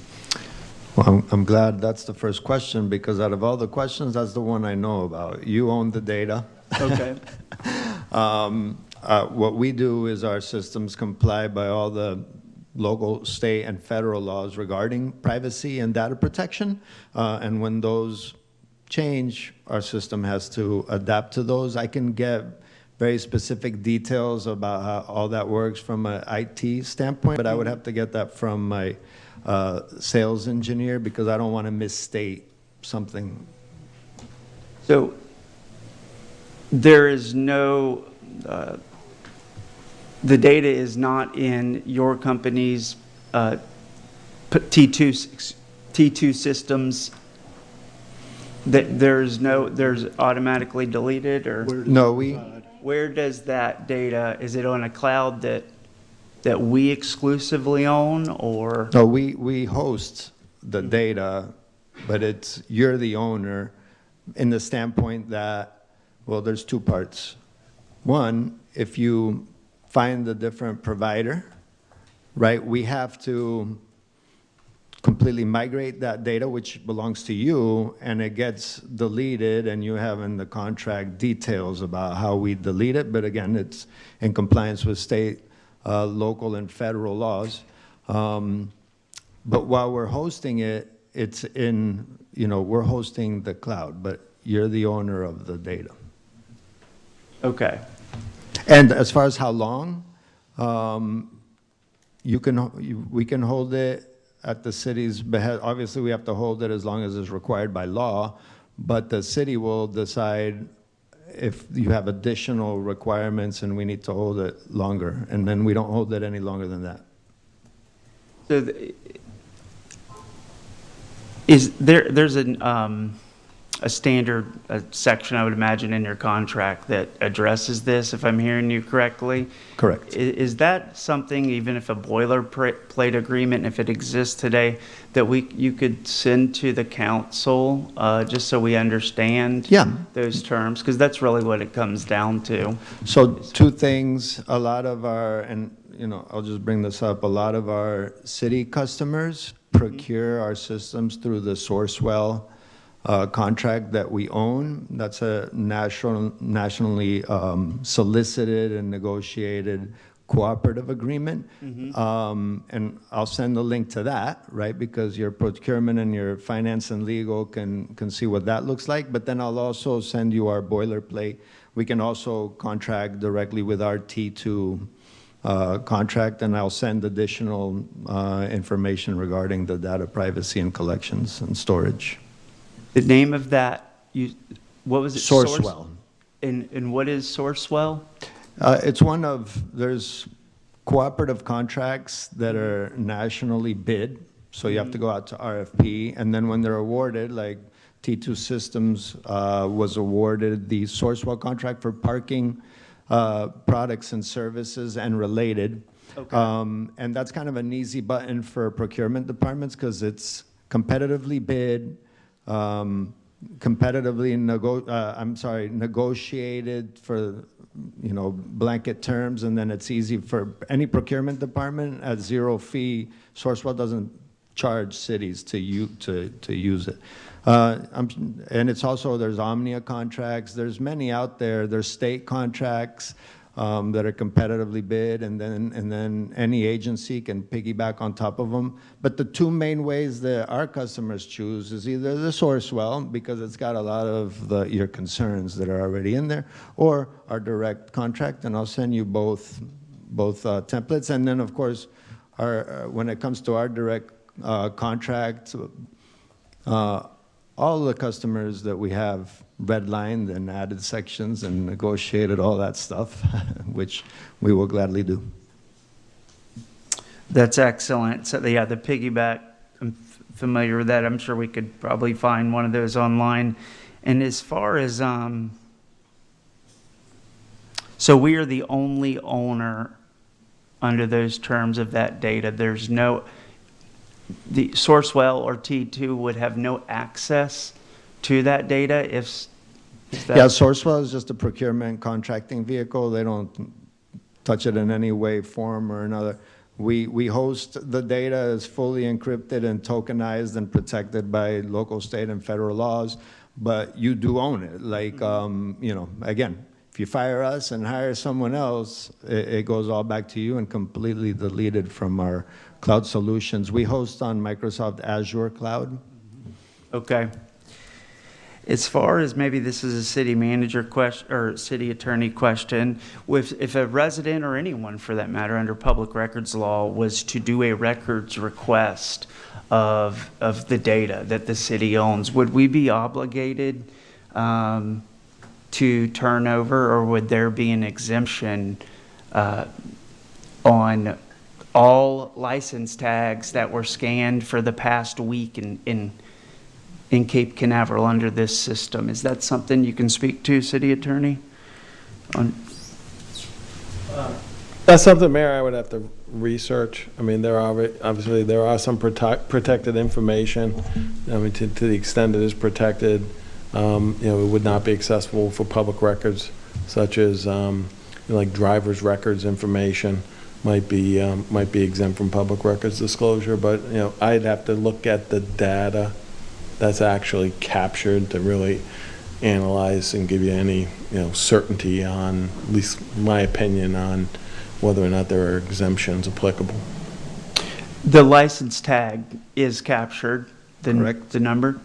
Can we just use that as an example? Do you happen to know if someone requested the spreadsheet? I think it comes in an XLS. Yeah, you can export it. And it was just license tags with just say date and time. If you're not ready to answer today, that would be of interest in this example of what could, if in the wrong hands, right? just think about privacy. This is a concern. So Mayor. You have a right to know, I mean, where somebody was on some day at some point. And that doesn't make me feel well, you know, to know that, because that can be manipulated and used. And so if it's exempt, this is for reasons not even related to parking. I think, you know, America, we have privacy, and I think some of these things are getting out of hand. But yes, city manager? So what is public record is if a citation is issued, we'll maintain a paper record of that, and it would be processed like any other, say if it was a law enforcement agency, you have a uniform traffic citation, those are all discoverable, they go to court, they go to the clerk of the court in that case.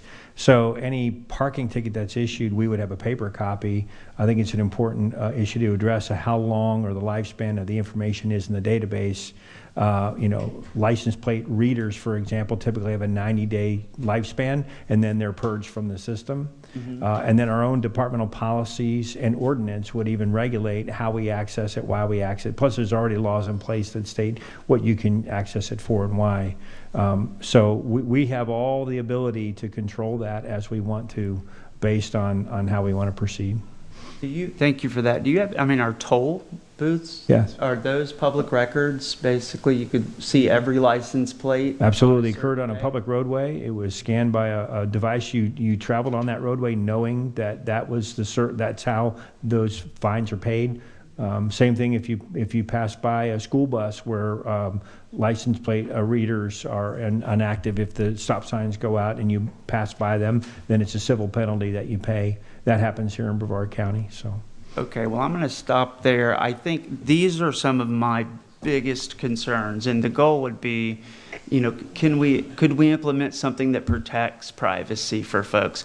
I don't like the fact that you can obtain license plates on date. I don't like the school bus scanning I understand the safety, don't get me wrong. But to me, it's too far, and as I've said,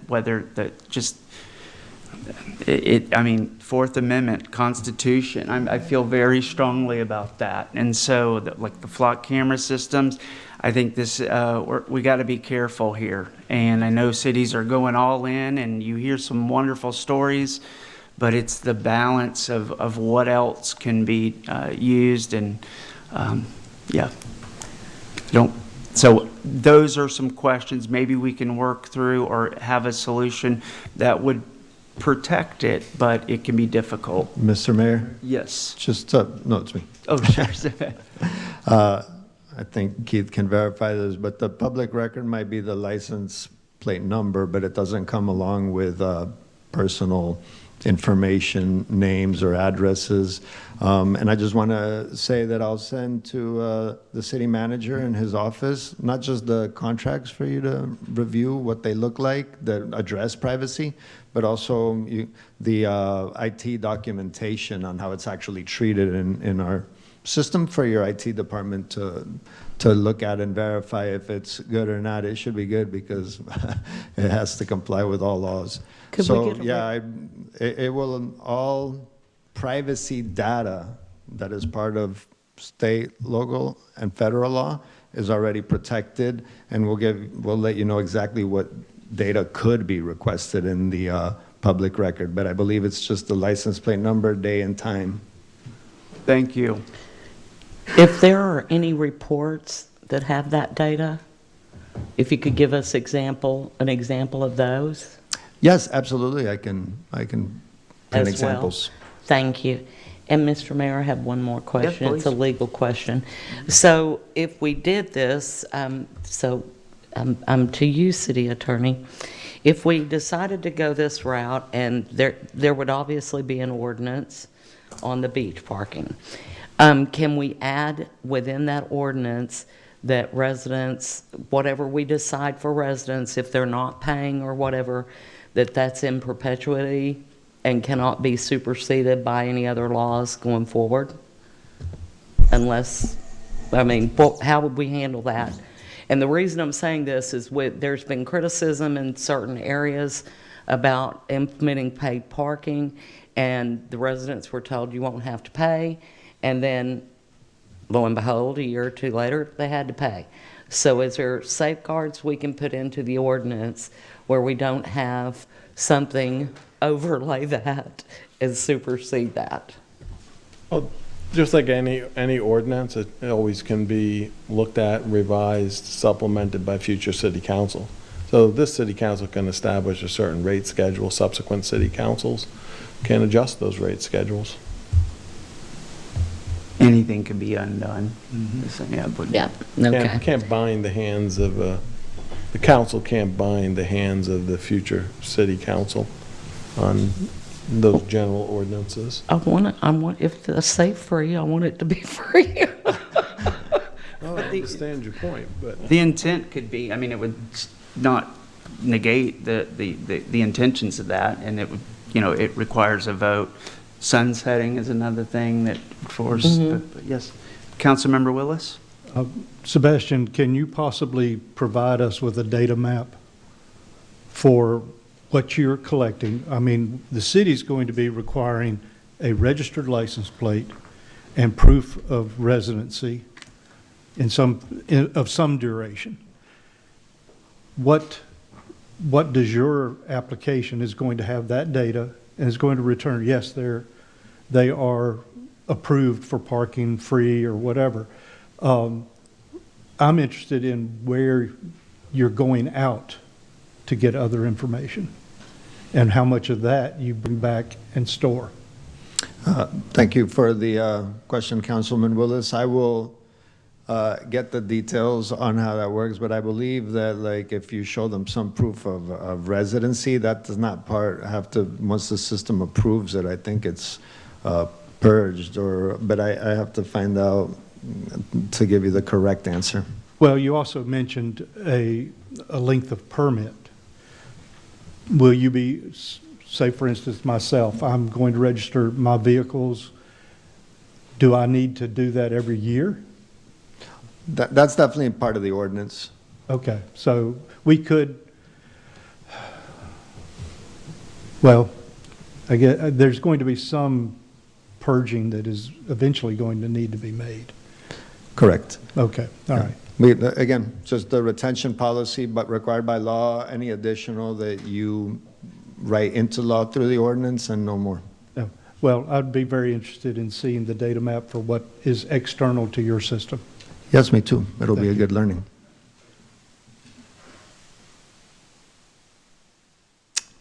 Okay, so the devices have license plate reading technology?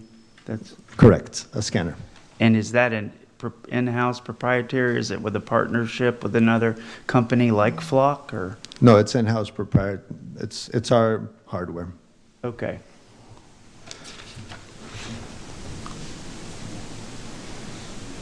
Oh, but just because it's public record, obviously the Samsung, the actual smartphone is not ours. Sure. Okay. As far as the costs go, it says in the table provided, it says expenses in year one is $10,162. I know these are estimates.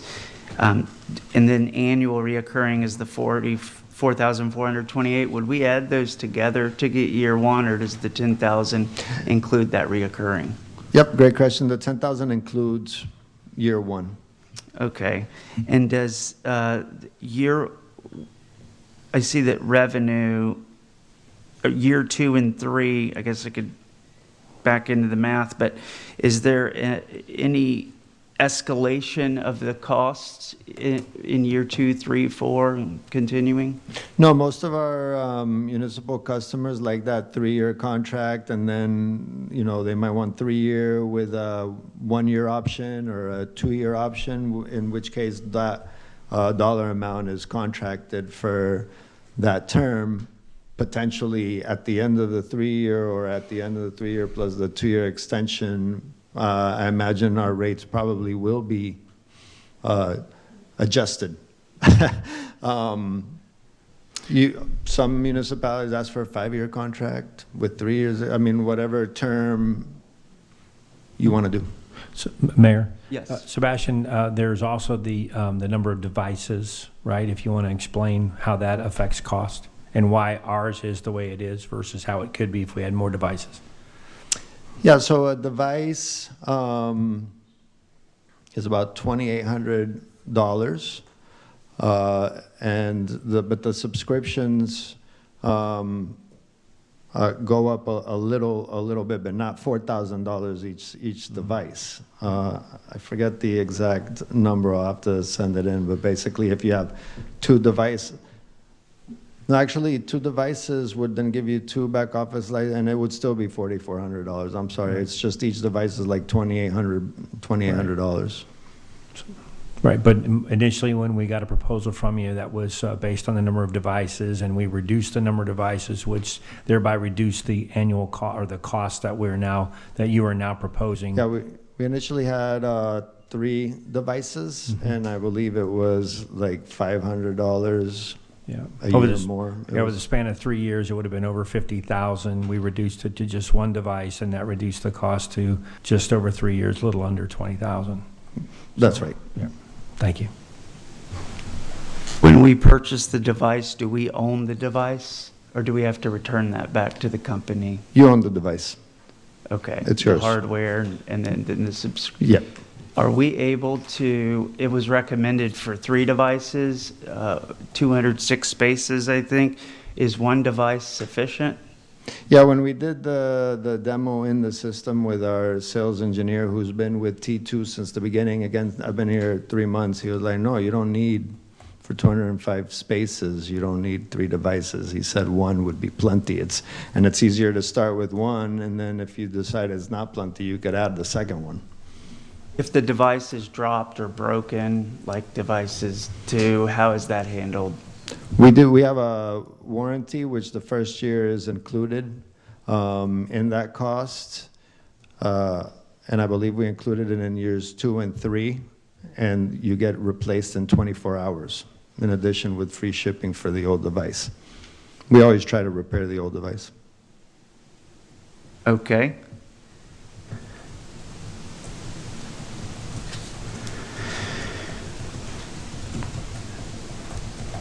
So 3 to 5 year contracts, we would negotiate the expenses. These are rough numbers.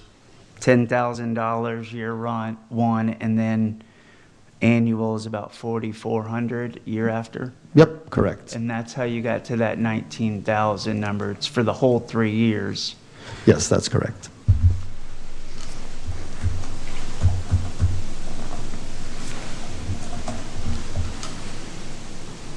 The question Councilmember Willis asked about the 70% average, I see it twice. I think he was talking about average occupancy. That is 70%. I think your answer made it sound like it was based 70% of it was on time or the year. What is the 70%? It's 70% of what? So if you have 10 available spaces, it averages out to 7 are used every day of the year, on average. 70. So it is 70% of the total spaces.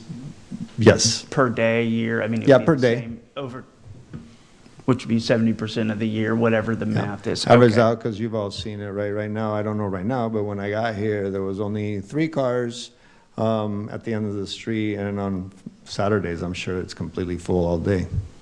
So we have 205 spaces, and you're saying if I multiplied that by 70, that's what the model here you ran it on? Yep, that's correct. So it's 143 spaces is what that would come out to be. And Yes, you could do the math like that. And that's assuming an 8-hour parking stint, right? I put in 16 hours a day. Okay. But that enforcement period more plays into the violations for someone that doesn't pay, right? Because if it's 24 hours, there's going to be people that pay 24 hours. Thank you. So you see the average hours per session, sessions per day. Mm-hmm.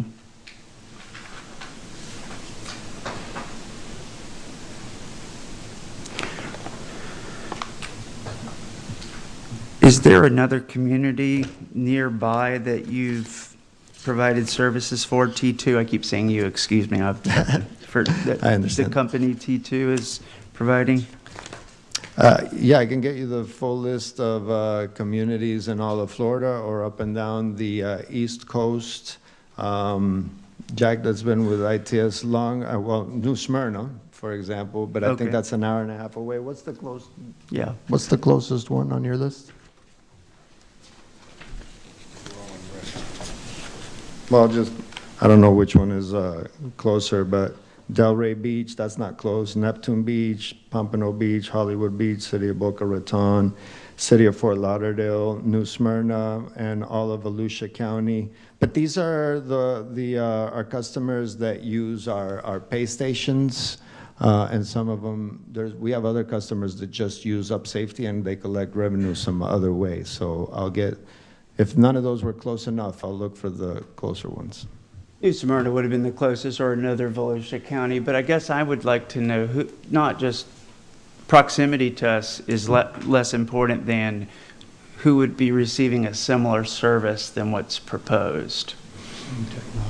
Yeah, same technology on what we're considering so that we can understand that, and if there's another community that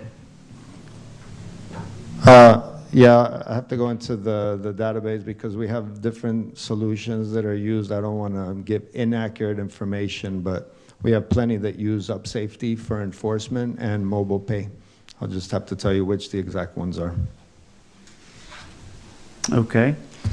Council, I'm just chime in at any point here, and we do have another item. I think the big thing, and so privacy we talked about, there's concerns, and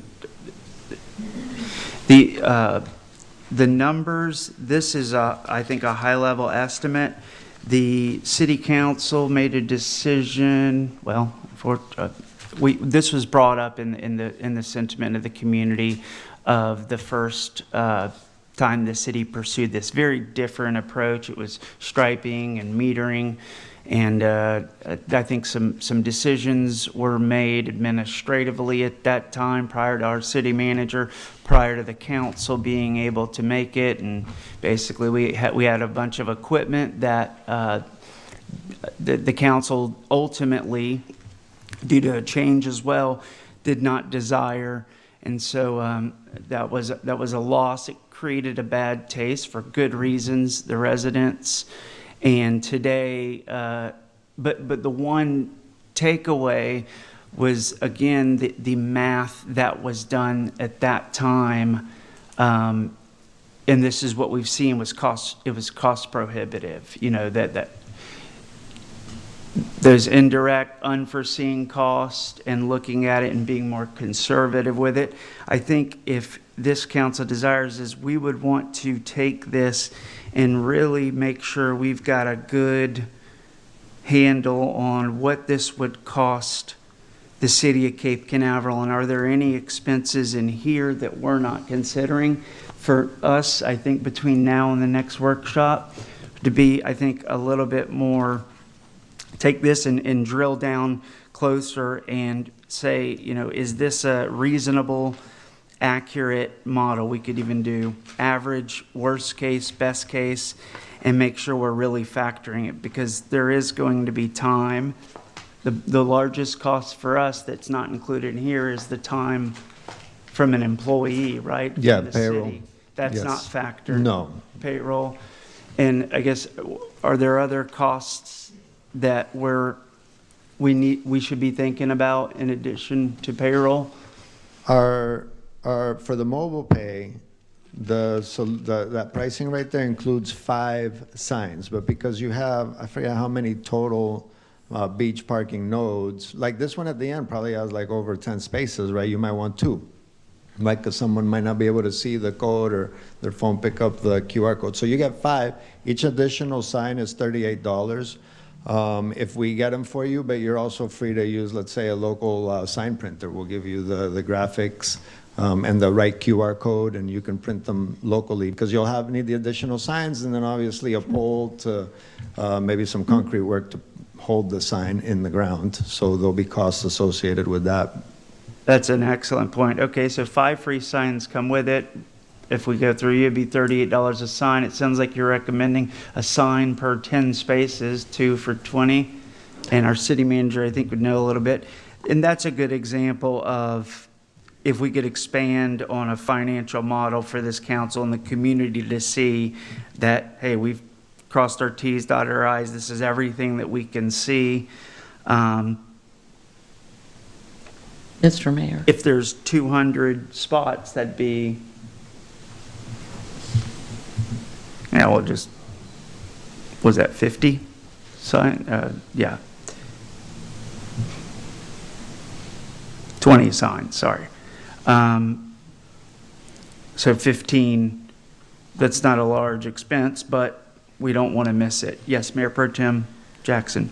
On these projections, the occupancy concerns me as far as us looking at actual revenue that we might generate, simply because if you're not looking, our busy season starts right before Christmas, around the 24th, 23rd, goes through mid-April, really slows off in April, at the end of April. Then May slows down, June slows down. During that May to December, there are really what we would be looking at is who's here on the weekends. Because you go to any of our parking locations at the end of the presidential streets and they're empty a lot of the time. Now, holidays, not as much, and holiday weeks will be busier.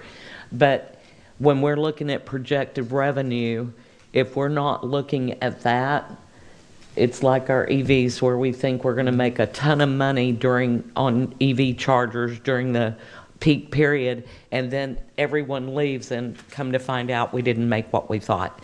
So I think that we need to adjust those figures and look at both sets of figures, because if you're not looking at it that way, I don't believe it's going to be an accurate projection of potential revenue. Mr. Mayor? Yes. Joey is already committed to making us a sensitivity table, which is going to be adjusted. I'm going to think anywhere from 20% up to 70% occupancy. And we also had to factor in that there's going to be days where we're going to have a Blue Origin, maybe a launch. Crude launches. But, and that crowds the city. I mean, we've already witnessed the traffic issues and all of that, but, we don't know. We don't know when those launches are going to be. So that's going to be an unknown for us when those parking lots are going to fill. But I think if Joey provides us with that sensitivity table at those variances, then we're going to get a worst case scenario and then, pie in the sky. So I think finance has got that covered for us. Mayor? Yes, sir. So other factors to consider is the power the city has through its ordinance, and when you decide from a time slot, when you want to regulate parking, when you start charging, when you stop charging, number one. Number two, the frequency and the volume in which our code enforcement officers make their passes. They can make a pass. Right behind them, someone goes to park. They may or may not pay, or they do, either way, and then the enforcement officer comes back around to enforce. So it's not just the people who are paying to park that we're looking to capture, but it's also the manner in which we enforce the frequency and volume of our passes, the way we can alter our employees' schedules so that we are here. Someone is working throughout the entire time. That paid parking time slots are designated by our ordinance. And then, of course, granting the city manager in the ordinance the latitude to elevate fees or not, if necessary, based on event-specific times. Do you stay fixed all the time, or do you grant that latitude for these special events where it's going to bring in more frequency and volume of travelers? So I think it's a best guessed scenario is what it is. And as I've said to many, all of you privately, I think we're going to have to realize a full year if we were to go this route. We're going to have to spend a full year really to understand truly the amount of revenue that the city will generate to return to the general fund. Thank you. The residents, the 15 to 20%, the residents would not pay. There was discussions about, what about Brevard County? We are elected to represent the residents of Cape Canaveral. Obviously, Brevard County is our county and community. When just not getting into that necessarily, but when we say no cost to the residents, as the statements were made today, and I saw as well as it's no cost today, but in the future, I think Milton Friedman said there's nothing more permanent than a temporary government program. And I've seen that, and I know that can happen no matter what we do to protect it. But no cost, what does that mean? There would be a cost for the residents, right? Time at a minimum, right? To download the app, and There's no app because it's web-based. You just need a smartphone to access, and you can create your login if you're a resident. You don't need to download an app. Or a computer from your home Yeah, if you want to a register. computer or a tablet. Yep. Now, and you're looking just at the rate table with the assumptions, right? Not the proposal for the. So there's a fee when a lot of permits are not free, right? There are different types of permits that cost money, and just like when you pay for your parking on the beach, there's that few cents transaction fee. There's also a transaction fee for the permit. So, but if you wanted to do zero, and it's on the proposal, which I believe will become, part of your discussion. If it's $0 permits for residents, the city can choose to pay the transaction cost that we charge for the permit. So there is a cost. what is the cost that T2 charges for the permit I transaction? believe it's $3.50. Flat fee? Yeah. Or up to 4.5%, whichever is greater, which is there's zero cost permits, it's going to be the $3.50. Okay, $3.50 flat or 4% or whatever's greater, those two. In the future, if you add another parking area that's like permits for a construction company, you might charge them, and then it would be greater if the permit costs money. So that's an expense to the resident. the resident, or the city could absorb it. Is that factored in the expenses here? No, it's not. Okay. And is that how often does a permit have to be obtained? Yeah. So if you do 1-year permits, then once a year, there would be the transaction cost. If you do 2-year permits for residents, then once every 2 years, it's just a transaction fee cost. So per transaction. So once a year. Now, if you did guest permits, if you allowed residents to add a vehicle for a week or something like that for their family or friends, then there would be a transaction fee on that 1-week permit, but you decide how you want to do that ordinance. And what does the permit cost typically? Is that something we would set, or? Yeah, you mean permits that cost money is up to. If a resident wanted to go online and get something for their family member that's registration. visiting? Yeah. Yeah. Because it would be, if it's a percent, it would have to be applied to some amount of money, I would assume. Well, the percentage is never in these scenarios going to Okay. come into effect. Again, if you had permits that cost like $10,000 a month for a general contractor to use public parking spaces, then the 4.5. But when you're talking about, a $0 permit, it's just the flat $3.50. So, but a non-resident could buy a 1 or 2 year? No, a non-resident could not buy a permit because they wouldn't have the documentation to prove that they're a resident that you decide to require in the ordinance. Is the permit like an annual pass, essentially? Is that? In this scenario, if it's a one-year permit, that's what it would be for the resident, for their vehicle. So a non-resident, or an annual pass would not be? Right, if the city wanted to sell annual passes for non-residents, that could be something that you could choose to do, now or in the future. So you could sell permits to non-residents. Hey, if I could, Mayor, real fast. Yes, sir. I think I know what you're asking. So if we decide that let's say somebody from Orlando comes over here and wants to buy a permit. That way they can come over here every weekend, park at the beach, and they don't have to pay for parking. That parking fee would, let's say we put in the ordinance that we all agree on $75 for the year. That $350 that he's talking about would be within that $75. Does that make sense? It is. So we would have the decision to offer an annual pass. Correct. If we chose, the T2 would make a flat $350 or 4.5%.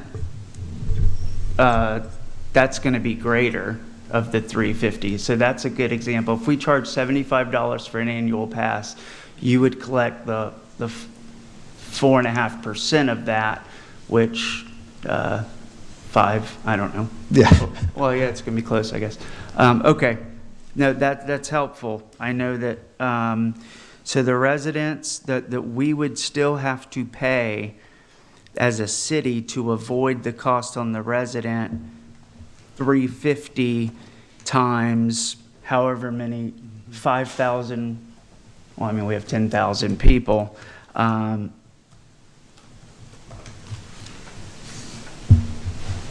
Okay.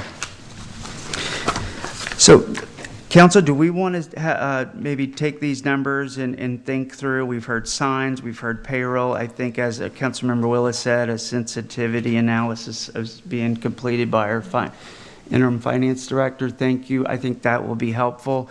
The proposal that I think you referenced, I think if between now and the next meeting, having that would be the second thing. The boilerplate or a contract would be the third thing. And the last would be, I think, a community that has implemented a similar solution to us, I guess would be the fourth thing. Trying to summarize some of the requests before we meet again. Any data mapping or? And the data mapping of how its architecture is set up under software? Where they're going out to get additional information, how that is going to be gathered, so. Council, is there anything else that we want to review prior to us reconvening? Did I miss anything? Okay.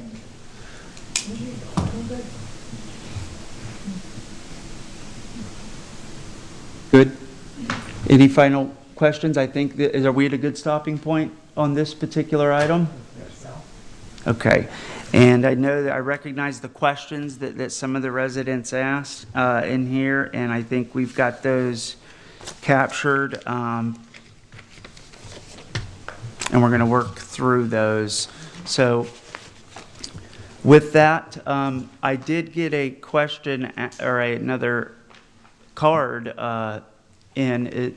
Dr. Roberts, you've submitted another card. We've closed public comment, but it is a workshop. Is it related to this beach parking? Or is it on the next item? No, it's related to this. Okay. Real quick, if I could just make an observation. I'm going to just check with the council. And Dr. Roberts wants to make an observation. Council, are we opposed to that? Any issue? Yes, as you're coming forward, I think after this comment, we can transition, if that's okay with the city manager? Absolutely. We get everything you need there? Let me get back to where I have my comments. Real quickly, what worries me is I know we keep saying a fifth of our residents are full-time. And that worries me that we're misrepresenting the demographics of the city. And this, to me, is giving a distorted view of what, in particular, this proposal is giving as well as anything else that we're dealing with. Because a lot of our non-homestead owners, you know, are still living in our city at least 6 months or more. And I just hate for us that we just continue to, in my opinion, misrepresent the demographics of the city. The other concern I've got is affordability, because a number of our residents, as we know, are trailer parks. They're not necessarily, I was just looking at what we do have. It's like 10% of our residents are below the poverty line. We're assuming they have smartphones. We're assuming they can deal with the administrative requirements. And it just worries me that we're having a distorted view of our city. So I would just recommend that we go back and ask the finance department if they would, to, or whomever, to give us a better representation of our city. Because I think we're, in my opinion, misrepresenting it to our residents in workshops like this. And that just worries me tremendously, as it may worry others too. But I think we're getting a distorted viewpoint of our income and our burden and opportunity. Thank you, Dr. Roberts. It's an excellent point. We have long-term 15, 20 non-homestead residents who call Cape Canaveral home, and they are in that non-homestead class, absolutely. And I think the property appraiser's office, I think, as we head into this budget season, we've discussed it recently, but we do need to take another look at that as we're considering it. Thank you for that. With that, I think, do we want to transition now, council? Or do we have anything else? Can I throw one question in? Yes, please. Sebastian, you said there was a phone number for people who don't have smartphones? That's correct. So they can dial in, so the no smartphone thing's really not an issue. That's right. Okay, thank you. Wouldn't they need a smartphone to dial in from the beach? They would need any kind of phone. No, well, it has to be a mobile phone. Yeah. Okay. Yeah. With internet access. No, they can call the number. Oh. Yeah. Sebastian, before we transition, I just want to say thank you again for your time and sorting through it. And I appreciate you talking to the whole room today. You know, Yeah, well, it was a pleasure. Nice to see everybody. Thank you so much. Thank to the you. council. Thank you, and the T2 team. Okay, I'm at 3:56. I think I got a request here for a quick break. Before we transition, I think that allows some people to transition out as well. Does that sound good? Let's, as soon as everyone's back, we'll get started. Try to get it like 5 or no more than 10 minutes. So with that, we'll reconvene. I'll be back. I didn't hold my word last time. You know what you were asking?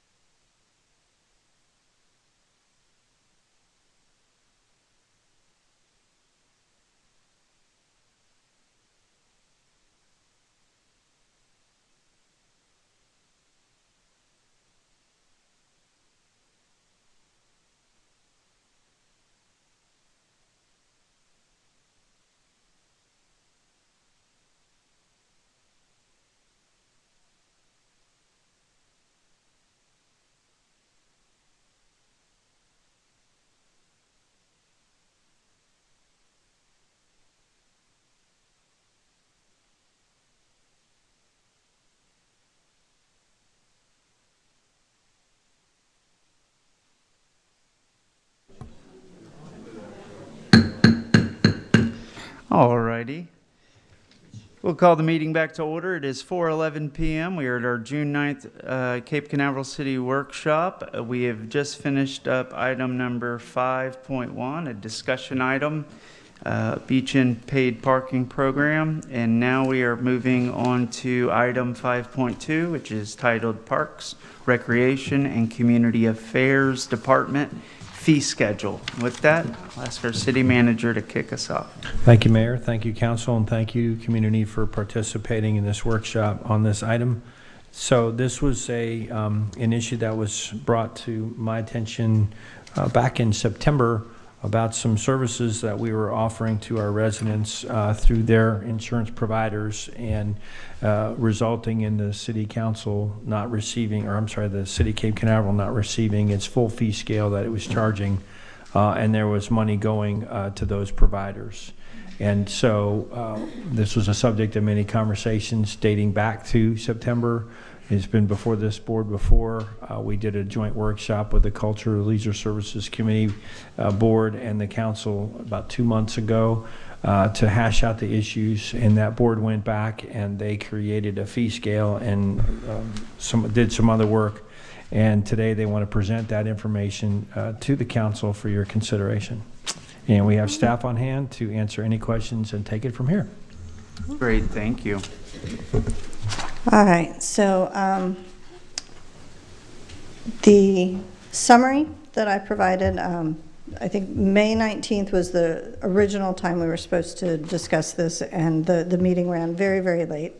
And it is kind of a complicated topic because, first and foremost, this council has not been presented with a full department-wide fee schedule in any recent history that I've been able to track down, probably since Nancy Hansen developed the recreation department and she passed away in 2001.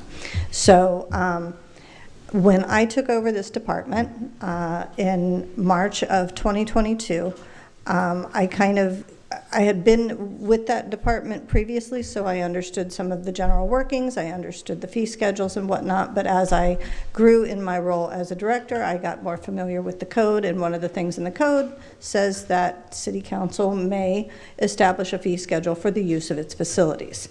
And as I started digging into things, because we had a couple new buildings coming online, which the council needed to set fees for or consider fees for, I started realizing that the fees hadn't changed for any of the existing facilities in many, many years, more than a decade.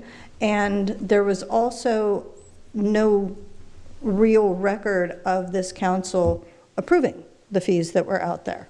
I'm not saying that they didn't, I'm just saying I couldn't find the record. So I thought it was time with, as Mayor Pro Tem Jackson indicated, and well, actually everybody on the dais indicated, there's been a lot of changes. We've got new buildings, we have increasing expenses, and we have a lot of new people here, so it's time to kind of revisit the entire thing. My first objective was to get some fees established that had no records for their approval and their blessing by council. And then once those were in place so that we could continue renting our facilities within the good graces of our code, the next task I had in front of me was to get a combined fee schedule.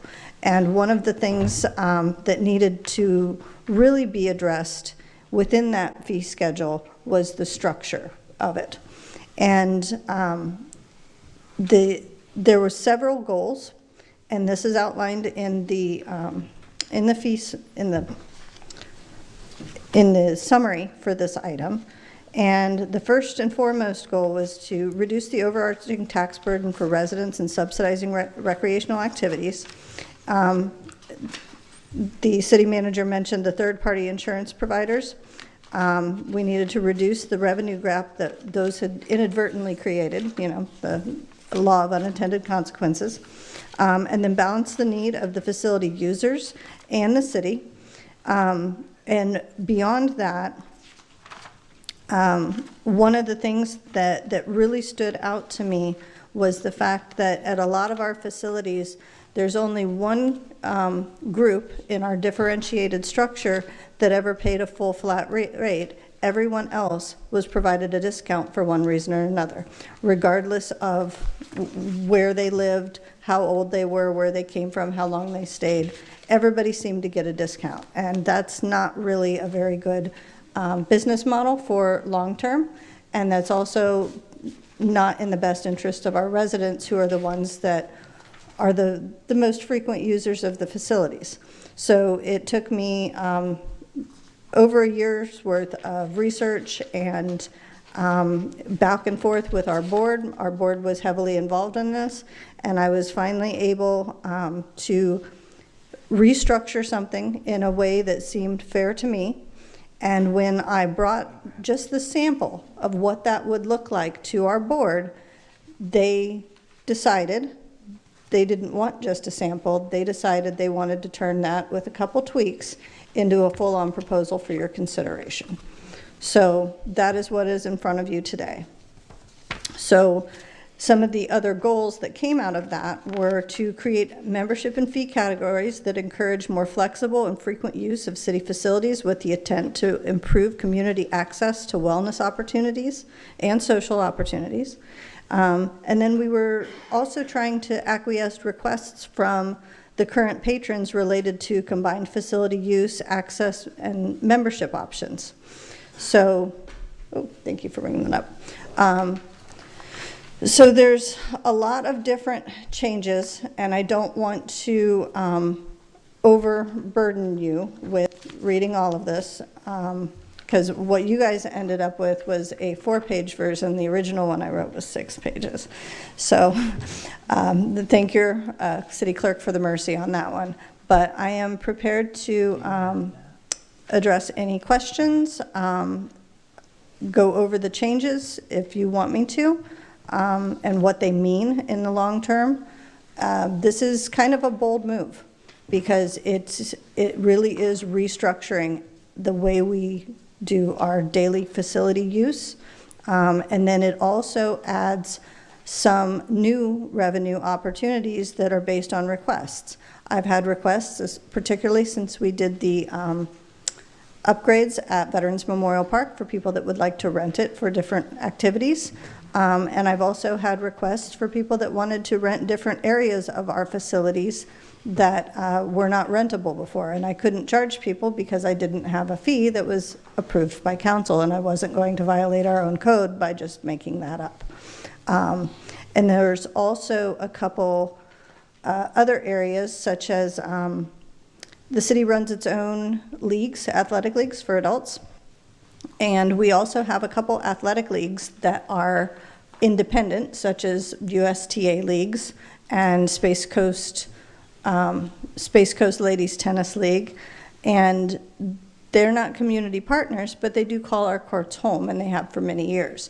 So determining what to charge them added another layer that we needed to consider, because sometimes they're taking up all the courts, and our local regular players aren't able to play on those courts. So we needed to account for the fact that, you know, if we're not going to be able to let people do their daily routine of coming and playing in the mornings or whatnot because of this or that, we should have a rate schedule in place for those non-partner leagues.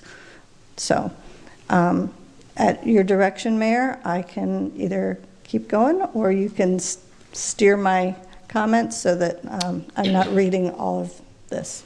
And you're referring to the agenda summary on the screen here in front of us. I think. Yes. We might need to pause or try to get a copy. Does any of the council have a copy of that? Can we get 5 copies of the agenda summary at some point? I think if available. I brought one from last meeting. Oh, is it this? Okay, so. Yeah, it's the same one from, it just No, rolled over. Okay, now I definitely have that. All right.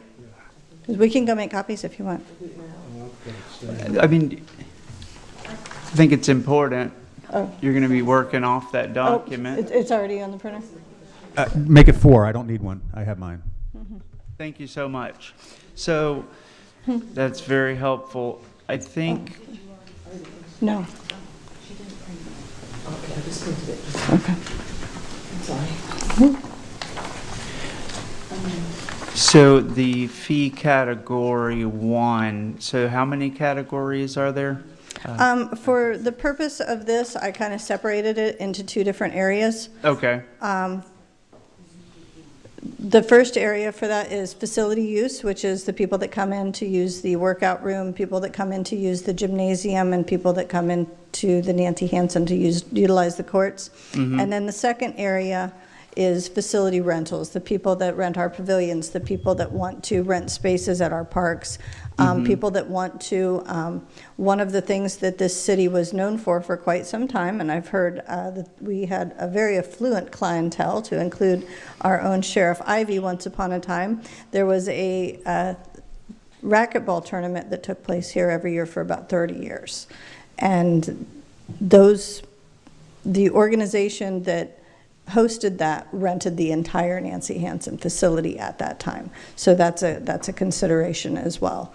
So facility rentals and the daily or general facility use, I've kind of broken it up because there's different goals and different ways to look at how that's done. Good.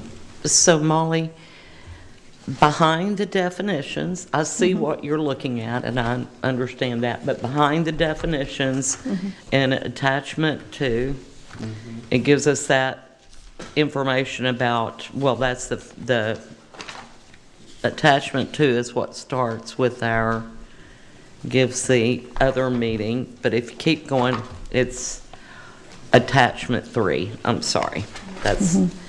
That's where you see how it's broken out that you're discussing, correct? Correct. That would be the proposed fee For schedule. the general facility use, and then also the facility rentals. And based on those definitions, I went in and put a description onto each one so that I know. Because based on those, when you're looking at that attachment 3, under the general facility use, you have different levels. So like the C5 daily court pass would be monthly or annual membership option allowing unlimited visits to utilize the court. Am I right? Okay. And then C5 basic monthly or annual membership option for the C5 allows for use of upstairs workout room and walking track only. Correct. And then C5 premium, daily pass or premium membership option allowing for unlimited visits to utilize the courts at C5 and the upstairs amenities, workout room and walking track only. Okay. So those definitions at the beginning are the ones that define that. I just highlighted, I put it into a PDF and highlighted, put the definitions. So the C5 premium is the one that gives you access to the courts and the gym and walking. Everything. Then NHRC Court Pass is for the monthly or annual membership option, allowing unlimited visits to utilize the courts. Yep. Only at the Nancy Hansen, right? There's the option for that, and then there's, when you get into the monthly and the annual, and this is based on some community a great deal of community feedback that we've gotten over the years, the all-access pass, the court pass, can give you, it's dual. Okay. It's either or. So if it's raining at the Nancy Hansen, you can go to the inside. Okay. Courts at the So you C5. see the dual, and the dual is only offered under the daily. Right. Okay. Yeah. And then you have all access for the monthly plan. Right. That gives you access to the C5, the NHR, the Nancy Hansen, and the upstairs amenities of the walking track and the workout room. Correct. Then you have annual passes, and you have resident, and then you have the different levels: resident, non-resident, resident, senior, first responder, or veteran, non-resident, senior, first responder, veteran, or child. Right. Right? And then you have those same levels: dual, C5 Basic, C5 Premium, and All Access. Do I understand that right? Correct, and I can elaborate a little bit Okay. on all of those if you want. The definitions are great, thank you. Yeah, as I was developing things, I had another screen going where I was adding things that, so that to ease the communication of That's it. why it reads well, Yeah. okay, thank you. Yeah, because I see dual court pass.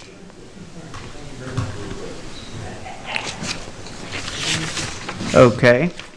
I have one more question Oh, for yeah. her. I'm Yeah. sorry, Molly. So, Molly, where would our senior programs, like Silver Sneakers and the other ones, fall in on this?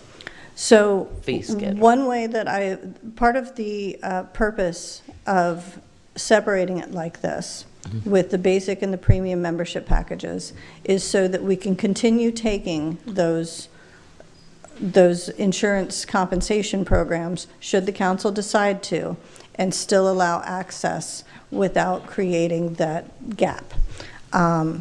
Within the contracts of these programs, which we've determined to be very non-negotiable in many respects, they're boilerplate, we are required to provide access for those clients of them to whatever we consider our basic membership package. So if our basic membership package includes only the upstairs and the gym, that means if they would like to play pickleball, basketball, volleyball, or anything that uses the courts, they would have to pay the fee for that. Okay, and when I've looked at the contracts on these, so for example, on Silver Sneakers, it was $27 for a number of visits that it would pay for. So it was like it would cover $27 a month of visits. Maximum. Maximum. And they could go as many times as they wanted. Oh, no. Down in the contract, I didn't see that going as many times as they wanted. Yeah, that was the maximum monthly payout. They would pay us per visit, up to 10 visits. Okay. So if you wanted to go every day, we would still only get $27.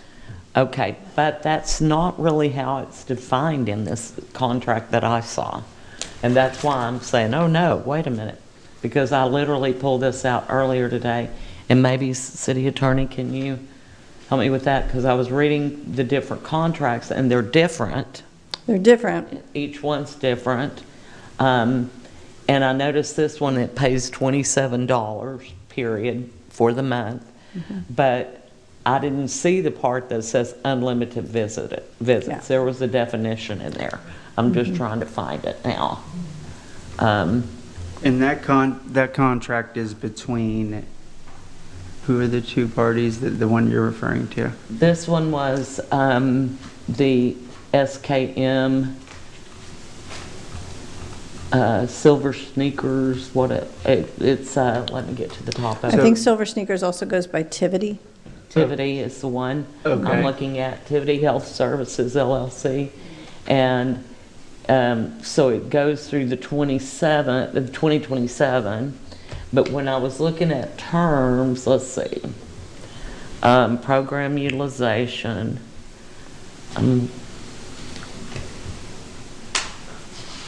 Okay, Silver Sneakers fitness program offering basic access to program participants.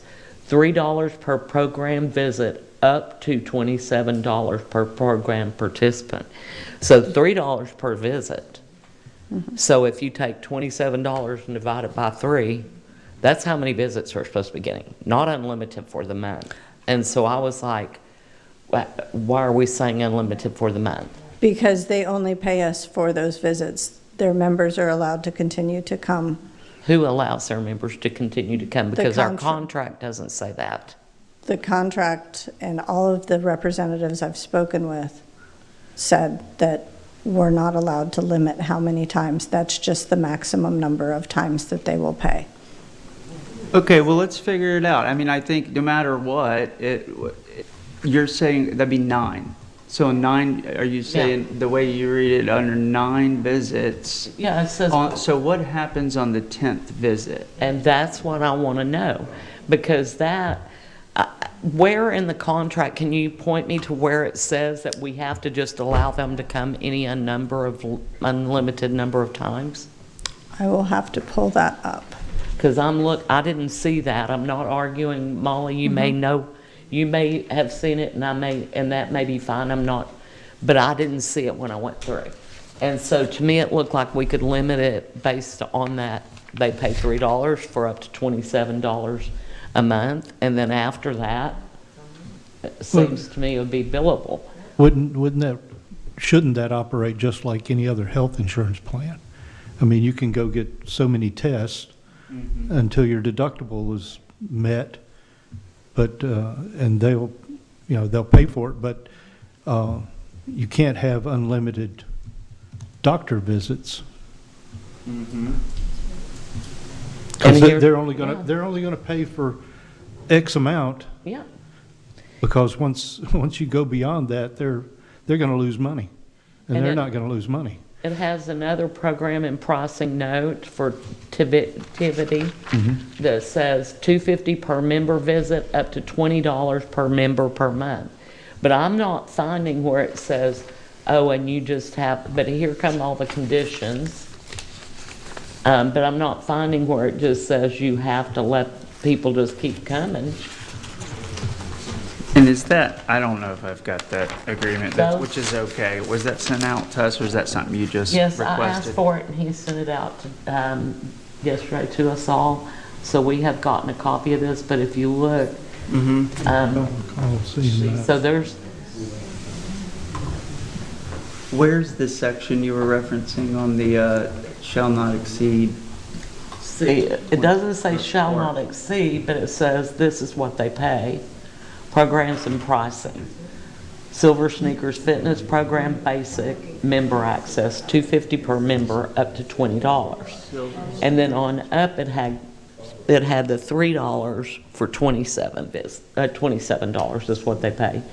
But I haven't found anywhere that it says, oh, and by the way, you got to just let them come as many times as you want for free after that. I hadn't seen that part. But I'm trying to find it. That's why I asked. I mean, it's a 14-page contract, so there's a lot to the standard terms and conditions. Also, The basic. Yeah. And that link, it says, I don't know if you have it, is that something that would further? Well, it's on a portal and I don't have okay. it. But, these are the things, we discussed this in our first workshop of how are we going to monitor how many visits someone has and ensure that our facility is offering the right service per the contract. I couldn't find it in this contract, but I'm looking still, and that's why I was hoping you might know, Molly, but I know there are 3 contracts and I've looked at different ones. So that basic says $2.50 per visit? And 20 visits. With a cap of 20? Cap of $20. Okay, that's the basic, so. And the other one in this referenced. it seems to conflict, because one place it says $3 up to 27, and then toward the end it says $250 a visit up to a maximum of 20. For the same service? For the basic. They're both basic? But this one, the one that is $350 up to $27 is the actual addendum where it renewed, I believe. Okay. And that's where we're getting the conflict. Okay, is that it was a renewable addendum. Oops, didn't mean to do that. But if you look at it, where is it? Let me see. Okay, so I would think that the amendments would supersede our city attorney, the original agreement. Yeah, see, this was 312, and it goes down and talks about the $3 per person up to $27.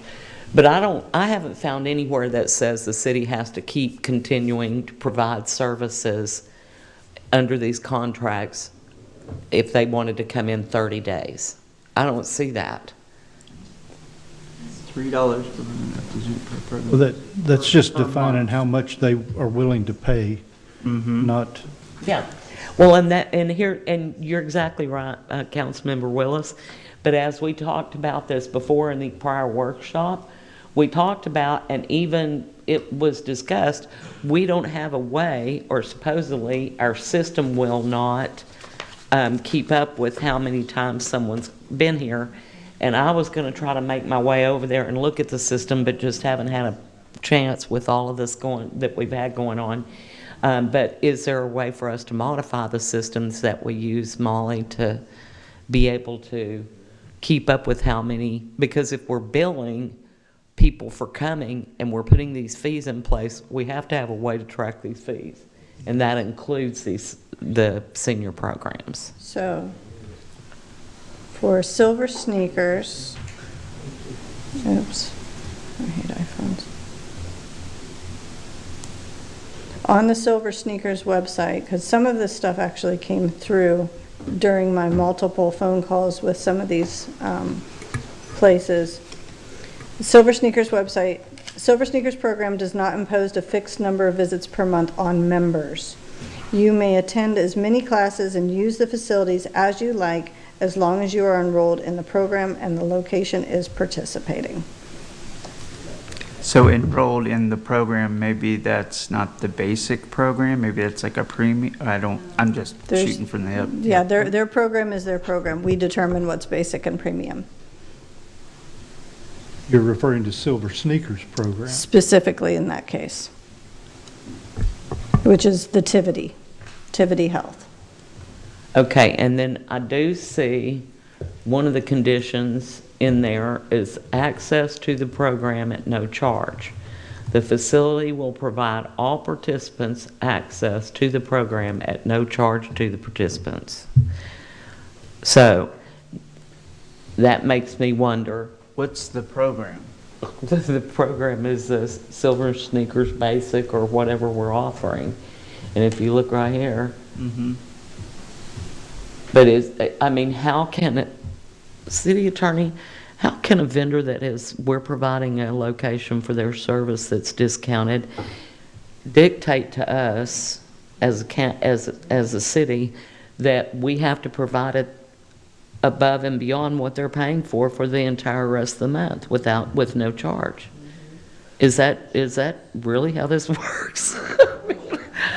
Generally, that was my understanding, but it's a contractual arrangement, right? So the city doesn't have to accept these programs, right, into the the center, right? But once you accept it, there are terms and conditions. My understanding was that they had a maximum payment cap, but can go to the center every day. But And that's how it was always explained to me by each of these providers. Because one of the specific questions I asked was, can we start charging them after the 10th visit? And their response was no. The top of this page, what's this title? The standard terms. Yeah. Okay, well, I think. And that's just one of the programs. So, as I looked through these. And then if you look at, let's see, which one's this one? Let's go back to page 1. So Fitness Passport, so Optum Health. On that one specifically, I just looked at the, what does it say? Visits to the participant hours.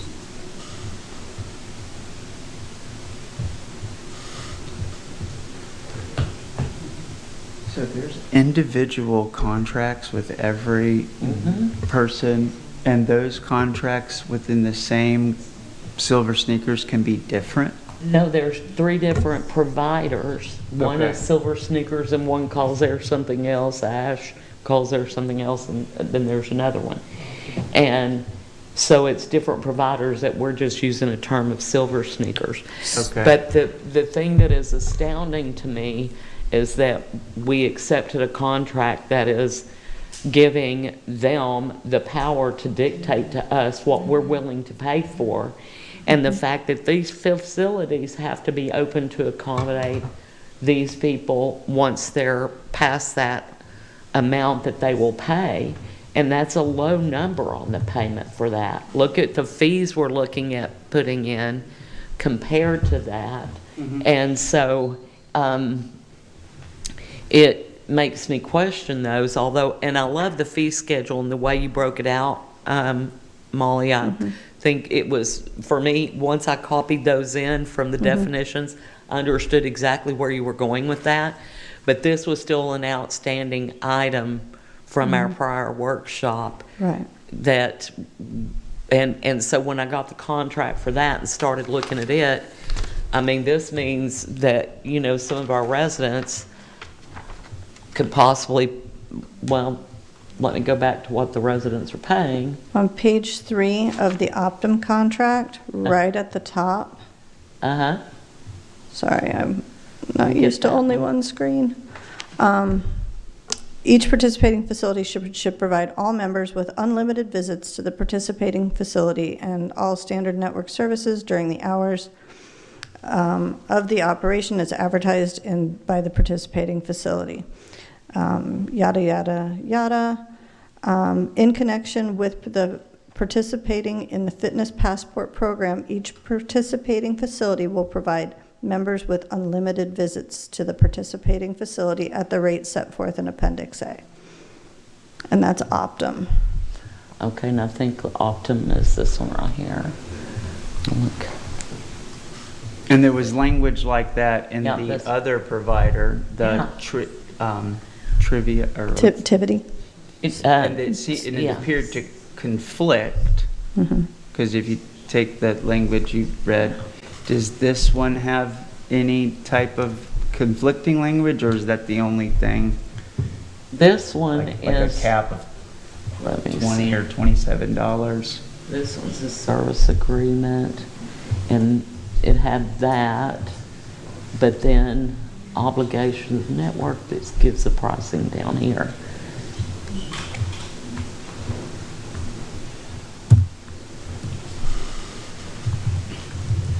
So it's like we're talking about coverage here, what we would accept as a facility. And so if you do the math and run it under whether it's one of the providers, there's going to be a good deal, and then, you know, or. And then I found that exact same language on page 8 of 27. That's where I just found it too. And on the ASH agreement, the ASH Fitness agreement, yeah, unlimited access. And their visits, this one even goes so far as to say, and their visits may exceed the number of visits compensated per month.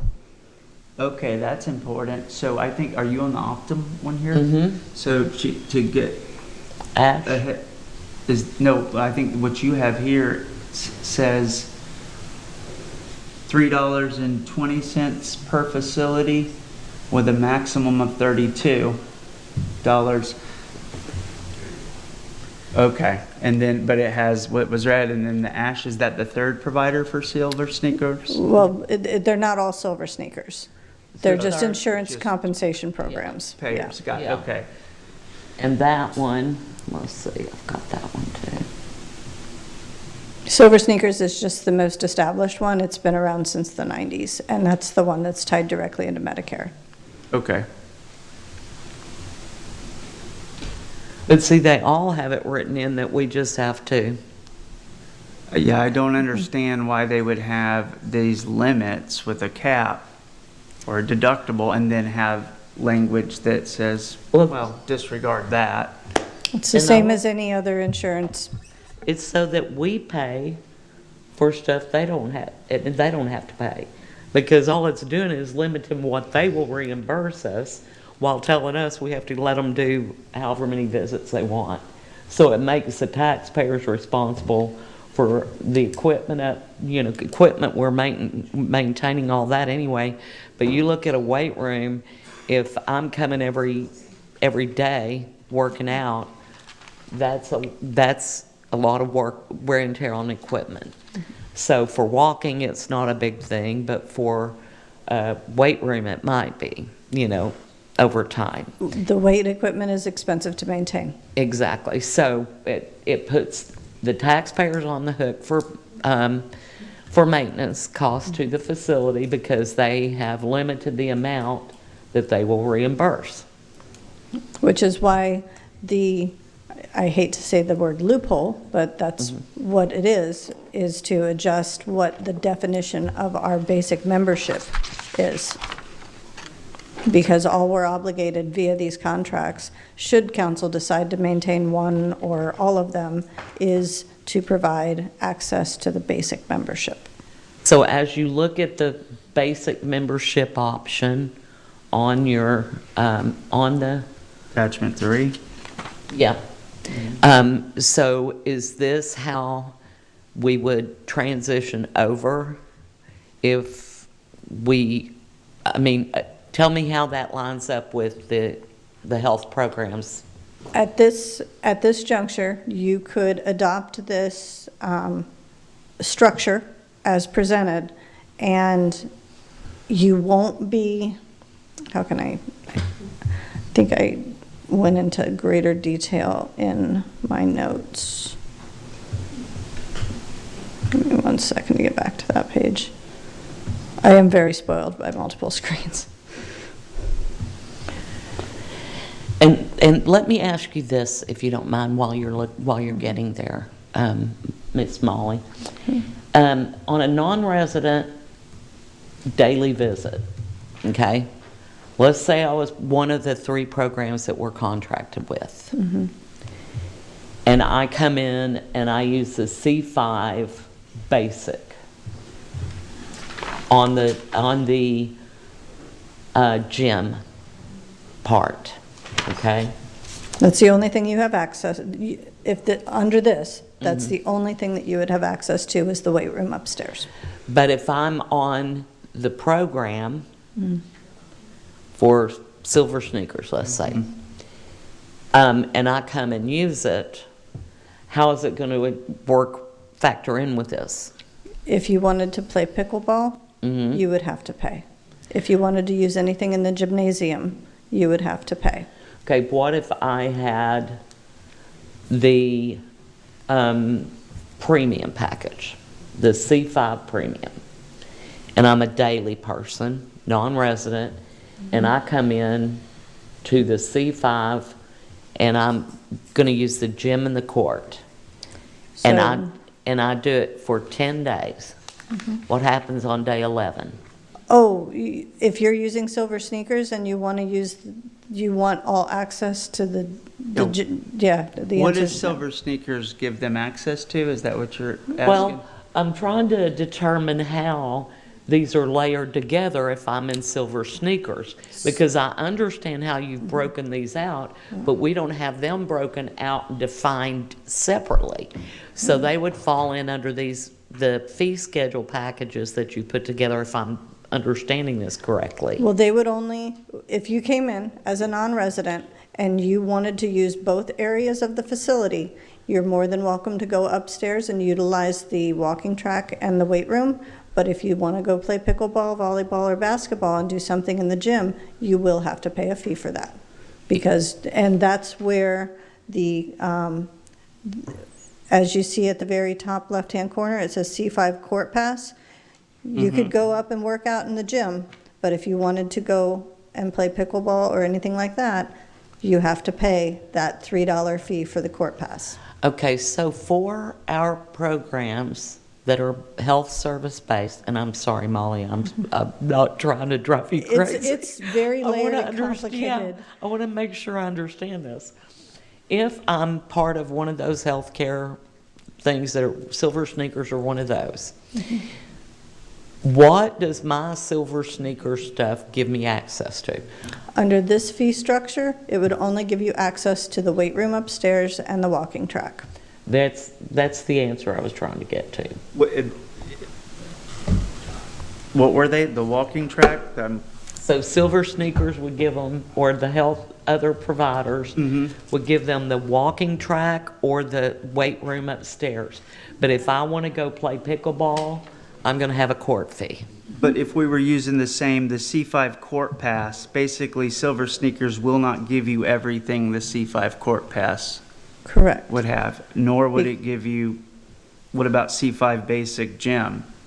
Is that, would that? The define it? basic, by defining a basic membership package, which only provides you access to the workout room upstairs, not the court, just the gym. Yeah, however it's defined in the second column, C5 Basic Gym. Would Silver Sneakers be the equivalent or allow what a normal, You could only use the weight room upstairs. and if somebody who did not have Silver Sneakers, if they had the C5 Basic Gym, could they use more than the weight room? No, Okay. because that's our basic membership package, only includes the fitness center upstairs. So they would literally have to buy the passes or the package that will cover the additional services That they wanted to use. that they want to use. And none of our agreements tie us into just letting them use whatever they want. Correct. So we can restrict it to the gym or the walking track and the weight room. Right, And then charge for the additional for the services. courts, yes. Okay. That- So that way, and you'll notice that I reduced some fees on some of that to make it affordable for people. But one of the things that I'm trying to prevent, and I'll be very candid in how I say this, is one of the things that we're finding is that when people go on cruises, they are overwhelming the pickleball courts that are now on boats.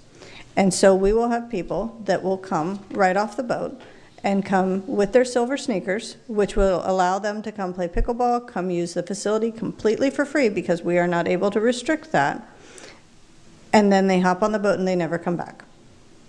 Now, you were just saying that with these programs, that we could restrict them from the courts. But you're saying we can't just then? Or Right is- now. Oh, okay. That was the point of restructuring, was to eliminate that.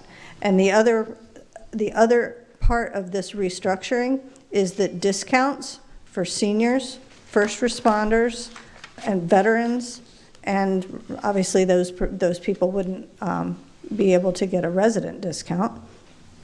Those discounts wouldn't apply. They would just pay a flat non-resident fee because they're not from here. Okay. City Attorney, did you have a question? Or I've spoke with Molly a few times about this. The city council and the city, we have the discretion to establish the basic membership. So once council establishes the basic membership, these programs get unlimited access with a monetary cap for the basic membership, not defined by them, but defined by the city. So what Molly's trying to do is set up a rate schedule that defines the lowest tier basic membership, and that's what these participants in these programs will get. Now, everything else is a different Pay to play. enhancement, so it's not part of the basic membership. And that's how you avoid allowing these participating members to have unlimited access to every single aspect of the facility every single day the facility's open, right? Correct. Yes. And it's also makes it affordable for people that still want to come and use it and still get the wellness benefits of the indoor walking track to get out of the heat or the random 25-degree cold. But it's still, it's not exorbitant. Right. And on the resident costs, how did we choose those dollar amounts for them? Based on research over multiple years, multiple facilities, multiple places, and local market. Okay, because, I mean. On the I'm- facility rentals? On Or- the oh, no. general facility Use, okay. Yeah, just because, so the general facility use is what I was talking about for residents. Because I would like, I mean, I see, we have the $2 discount for them on daily on a court pass, for example. Monthly, their court pass would be $42. There's about There's an advantage to buying in bulk. right. Not only with this, and the other, the package that we currently use now gives you kind of a small break on monthly and annual memberships.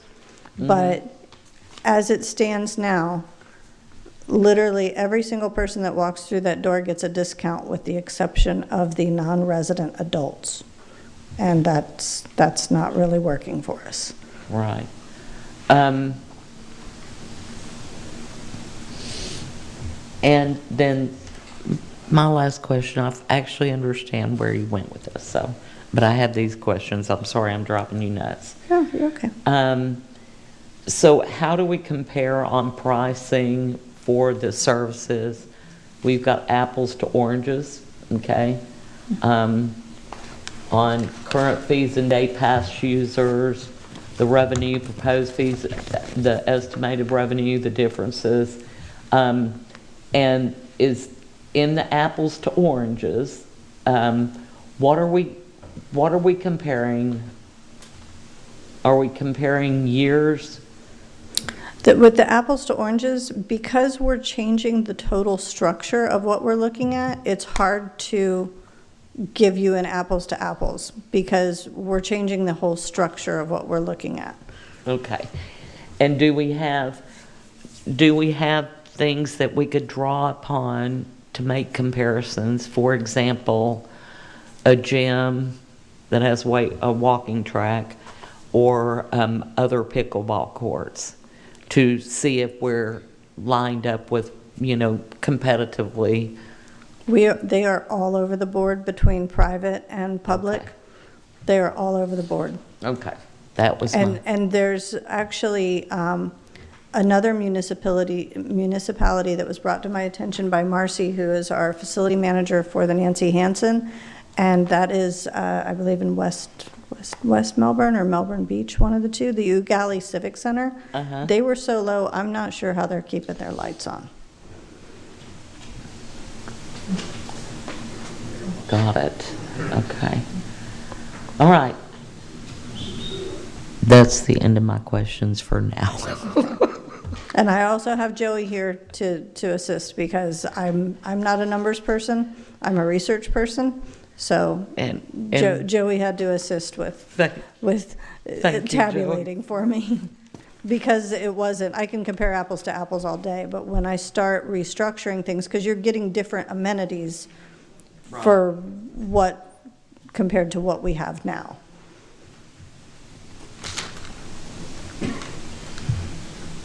And one of the many debates that kind of came out of the multiple discussions of our board is you can argue the pros and cons of an indoor facility versus an outdoor facility. And some people like me, you're not going to catch me outside in the sun, especially in the summertime. But some people love that, and they get cold in the AC. So for every plus you have for indoor play, somebody else has a different plus for outdoor play. So. Okay.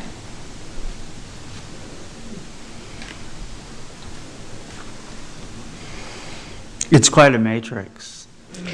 Yes, When it you is. draw it out, and you got C5 court, Nancy Hansen rec court, dual court, basic C5, premium C5, all access, and Yeah, I feel like the guy in Sunny in Philadelphia with the strings on the board. Well, our systems that we have in place for keeping track of, our systems we have in place for keeping track of visits and that sort of thing, is it going to like burst into flames when we try to do this. No, and before we even took this to our board from this standpoint, we did have a meeting with our rec desk folks and discussed what it looks like for a total overhaul. So that was part of the reason we wanted to bring this to you early in the session as we're, trying to implement. And that's actually one of the things that I discussed a little bit in that agenda summary, was that there's some of these things that we can implement tomorrow, if you want, or upon adoption of the actual fee structure, because we're not making decisions today. This is just informational, because there is so much to talk through. But it's something that could be implemented in phases, and it will actually clean it up a lot. Once upon a time, if you looked at that screen over at Nancy Hansen, for example, they literally rang in a different button for every sport, for every category of member or user. And it looked like the POS system at a McDonald's. It was so much margin for error. So this will actually clean it up dramatically, because your monthly and your annual pass holders will just be able to swipe their card, whereas the daily folks, now it breaks it down. You're either a resident or you're a non-resident, and that's the end of it. Okay. Thank you. You're welcome. Okay. So, I mean, we're in a workshop. There's a resolution. Ultimately, we were not adopting that today, but at a future meeting, the goal was to work through this outside of a regular meeting so that we can go in and consider adopting a resolution that would establish these new fees, right? Yep. Is that, and so is it, I believe Amanda and Esther have it on the agenda for next week? For next Yeah, week. if I may, Mayor, this is a complex issue, and it's on the agenda for adoption, like you said. It doesn't have to be. We can continue to discuss it, and then, we have the budget cycle that we're entering into. If council chooses to view this fee scale in relation to our budget discussions, we can bring it back at a later time, but you do have an opportunity to speak about it again on Tuesday, as you do the paid parking. We had to put those items on the agenda now because of the agenda deadline that we have for the council meeting. But when we get to those two items, you can do whatever it is you want to do. That's helpful. Thank you. Yes. Mr. Mayor? Yes. Molly, Yes. all three of these contracts, when are they up for renewal? And when can they be negotiated? Let me pull that one up. That one was provided in the snapshot a while back. As I look at this Tivity contract, That one is up in 2027. okay. That one's longer. The other ones, and we do need to give them a heads up. The other ones, we will need, should you want to make any changes, and there's not much negotiation apart from the dollar amount for the per visit, which all of them are actually fairly close to what is being presented in Well, this. I'm more interested in negotiating the conditions, because even on the, There is no negotiating conditions. even on the Tivity, their definition of program doesn't refer to our facility. That's what I was curious. Thank you for finding that. It's like, It does not, it mentions program, and program is Tivity, not the facility. So my thought process is that minimum amount we're getting per visit, per month, just stops. It's not an unlimited, the way I read the Tivity contract. Check it, Dana. Now, maybe I glossed over if it's some open-ended visits.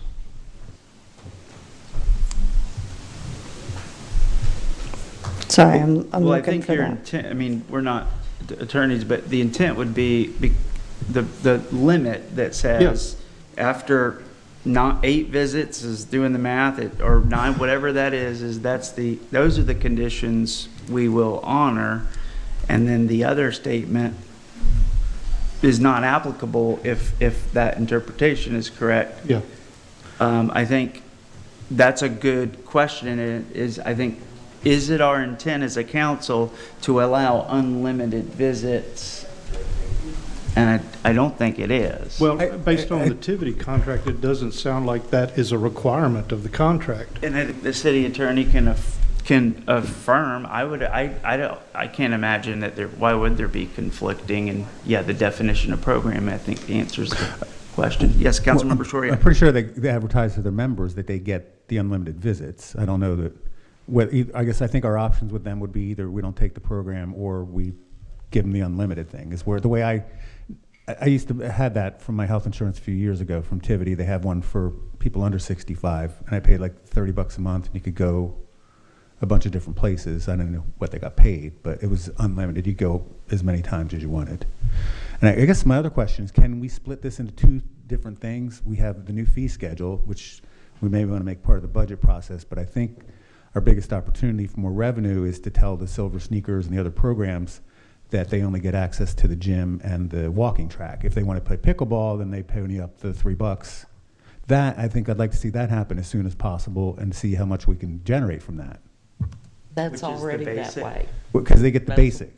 That's the way she just Is that the numbers are figured that way? Yes. That the Silver Sneakers people don't have pickleball in here, in these numbers? You With can the new- change, if you want to adopt the structure, you can do that at the meeting next week. But with the what you basic- provided us, Mm-hmm. Silver Sneakers and the other healthcare or providers of that type of service, you said that they get the gym Mm-hmm. and they get the walking track and then the weight room. Just the weight room and the walking track The for weight basic. room and the walking track. But they currently get pickleball as part of their Silver They Sneakers. currently get access to the courts. Courts. Yeah, court. Yeah, I they would currently have Have everything. to pay, with what she's done, they'll have to pay for a court Okay. pass. Well, So the- what you're saying needs to be done has been done in this revision. The C5 basic, as Molly, or city attorney, and shared, would be essentially what the Silver Sneakers allows today. No courts, no pickleball, and then it would not, if a resident or if they wanted to have access to the courts, they would have to add on, they would have to purchase the premium, A court pass. Yes. the C5 premium, which includes the gym, the basic, plus the court. Well, their basic would be paid for. They already have the basic included. We would just be wanted to paid pay. for through Silver Sneakers. Right, so And they then the would- court pass, if they wanted to play pickleball, they could add the court pass on their own. But they would have to make that decision how the math works out, because if they're getting basically the value of $3 off through their Silver Sneakers, well, that's the same on one of them.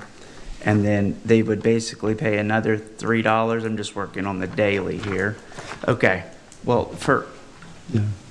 So basically, we're defining what these contracts are going to cover by saying the basic. yes. And I want the council to know, I just received a card from a resident. I think it'd be important. Do y'all want to stop here and hear what the resident, it is related to this item? Please. I believe the last name Berger, Jody Berger. Did I say that correctly? Well, thank you. If you don't mind, state your name and address, please. My name is Jody Berger. I live on Harrison Avenue in Cape Canaveral. My question isn't, it's really more to you about the way you're structuring, which personally I think is great, because I think they need it. My question is, as someone who just went on Medicare this month, thank you very much for screwing me up. I'm just kidding. I think most gyms only have gym access and maybe the walking court. True. That's my impression from what I've heard from other people who have Silver Sneakers or those kind of insurance programs. So I think the only people you're going to piss off are going to be maybe the people who have been using your courts under Silver Sneakers, and that they won't have your, but they could certainly drive to another facility that does that. My question to you would be, is there a way in this that you've already created, could you add, if someone had Silver Sneakers and they wanted to add the courts, or they wanted to add the all access, that would be a line item as well. So that would be very clear. Like, let's say, oh, I want to go play pickleball. I want to add that to my Silver Sneakers. Do I get a discount for that, or am I having to pay the full price of somebody who's paying for the gym and the court already, or the all access already? So, because I think you could, I don't know, maybe capitalize on that and maybe calm some of that from that. Other than that, that's all I said. So that was one of the considerations. And one of the things that has come up, and this was discussed with the city attorney because he had a very similar question, is I'm not allowed to charge them differently. So when it comes to folks with Silver Sneakers, they would just need to either pay for the court pass, or there's an option for a monthly or an annual dual court pass, which would allow them access to both facilities. Okay. And just that's only for the courts. They don't have, they would not have to pay anything additional to. So that's their, it's basically what I just asked. It's just, that's their add-on. It's just called something different than what I asked. Okay. Yep. Yeah, it's like an, yeah. Yes. Okay. Yeah, so that way we don't get in trouble with the insurance providers for, because one of the questions that also came up was, well, can we just charge them the difference between what we normally charge people for access to the facility compared to what, you know, we're being compensated for? Right. And all three companies, that was a hard no. Yeah, I figured that would be no. So this way, if council wants to entertain and keep all of them or some of them, we still have a balanced and an affordable way for people to stay healthy, stay active, and stay social. Okay, that's all I had. Thank you. Thank you. That's a great question. This has probably been said. And do we have an indication of how many Silver Sneakers members, rough estimate that we have, and how, to Ms. Berger's point? It changes by the day, but the last data that I provided this council with is the snapshot, joint workshop summary.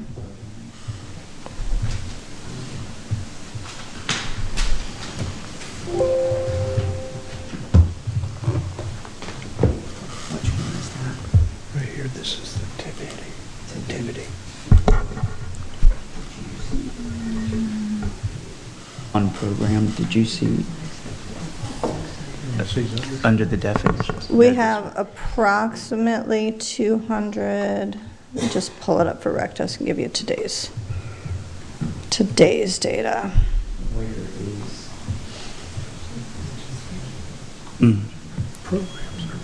So for Ash Fitness, we have 122 members today. 122? 122 for Ash Fitness.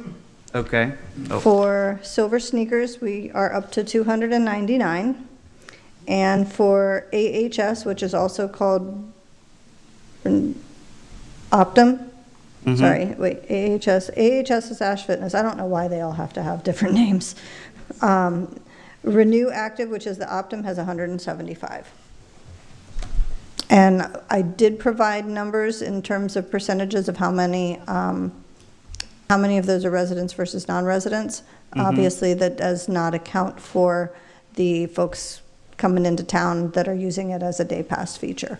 Those are just the ones that are formally registered with the facility. 596? I got 122, 299, and 175? Yep, that's today. Ash 122. Yep. Because one of the documents I provided for the workshop actually broke it down into how many what percentage of those members were residents and what percentage of those members were seniors. When it comes to Silver Sneakers, unless you qualify on a disability status for Medicare, you you have to be a senior in order to be eligible for it. For those other two, you don't necessarily have to be a senior for it, but the overwhelming majority are seniors, which our city has traditionally defined senior as 62. Well, like Councilmember Shoryak said, he was not at the qualifying age, but you were still able to sign up under it. Yeah, Tivity has one for non-seniors. It's called, it was Fitness Your Way or something. It's the same thing, but under 65 or non-Medicare, whatever. So all of these, the way we understand the wording of their contracts would essentially be the equivalent to the proposed basic. Yep. To Ms. Berger's point, if they are utilizing the courts, we have a mechanism to say that whenever, I guess, the timing, that is no longer accepted under that. And in order to add on the courts, you can do that. And it would be advantageous the way it's priced, that they would keep their silver sneakers. Mm-hmm. Okay. Yeah. And pay that one a la carte kind of fee, and collectively they basically have a premium or a dual, Yeah, and they would actually get, they could either pay by the day they visit, or they could get kind of a reduced rate that would allow them to come as much as they want for monthly or annual. Mm-hmm.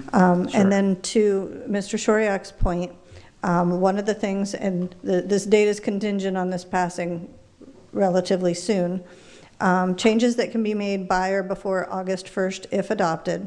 All of the new revenue streams, which are the new things that we're offering, which is mostly the facility rental stuff.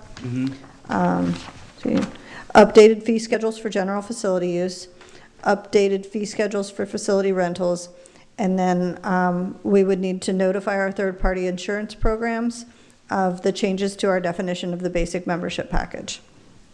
Now, there are changes that would have to be implemented in phases, and that is the current monthly and annual memberships would be a gradual conversion. When a person's membership expires, they will be prompted to enroll in the new membership type that best meets their needs or become a daily drop-in fee user. Any of us that have ever had subscriptions to things, it's the same thing when your thing sunsets, as they often call it. You just have to sign up for, whatever their new package is. The other thing that could be that would be implemented in phases is should the council decide to withdraw from the third-party insurance providers or let these agreements expire without renewal, participants in those programs would need to sign up for the new membership type that best meets their needs or become a daily drop-in user, and it would be most fair to those users to provide them with as much notice as possible before that happens. That's great, thank you.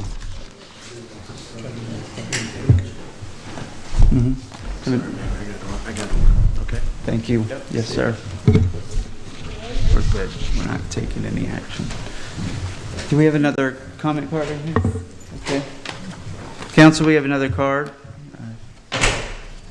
We'll go ahead and hear it. Mr. Slayton, please come forward.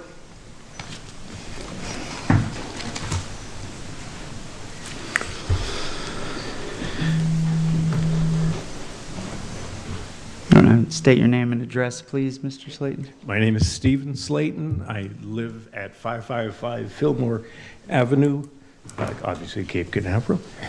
I just want to give you some information. I'm kind of crazy about working out. I belong to 5 gyms. Every one of them accepts Silver Sneakers. I've never spent a dime to go to any of these gyms, no matter how many times I go. If I'm reading this right, I think I can come to the C5 and not pay anything, and I can go as many times as I want? As long as you're only upstairs. Yeah, I'm only upstairs. I agree with the downstairs. Can't stand that pickleball. But anyway. It does kind of echo for the folks in the weight room, yeah. Now, the other gyms that I belong to, none of them have even a walking track. So I think we're still getting a great benefit out of it. The only one that is sort of comparable, When you go to Planet Fitness, they have another room where you can, Tan. I don't know. I don't know what they do. I never went. You can get a tan if you want. I know that. And there's some crazy things in there with water underneath. I don't know. But that's included if you pay extra. So I think that's called their black card it package. is the black card. Yeah. Right. Yeah. Thank you. That's all I had. Thank you. And I can confirm, he is there every single time I go. In the morning. That's awesome. You're a good role model for myself. Thank you. Okay, so I think we're starting to get there and at least understand it. Council, is there any? That was concerns? arguably the most complex part of it. The facility rentals are pretty cut and dry. Yeah.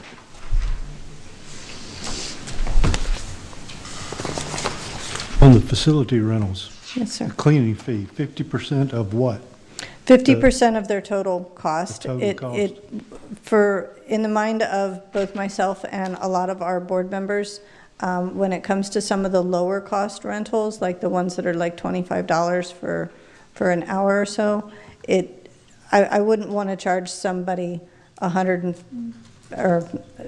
large cleaning fee for something that's so small, especially when we're talking and looking forward. There's been a CIP that's been presented that will include some extra picnic shelters in front of the splash pad. I wouldn't want to outprice a family that wants to have a birthday party and reserve something like that for literally just a shaded picnic area. So 50% of whatever they're using was determined to be more fair. So like on the last page on the fees, we just added up. So like Manatee Sanctuary Park Pavilion is $250. There'd also be a $50 cleaning fee. So total out of pocket would be $300. Well, it'd be there's a $150 deposit, so $450 is the out of pocket. Out of pocket? With the refund, if everything's okay, you get your $150 back. Yeah, and it's been very rare that we've ever had to take from that, just in my experience with the city.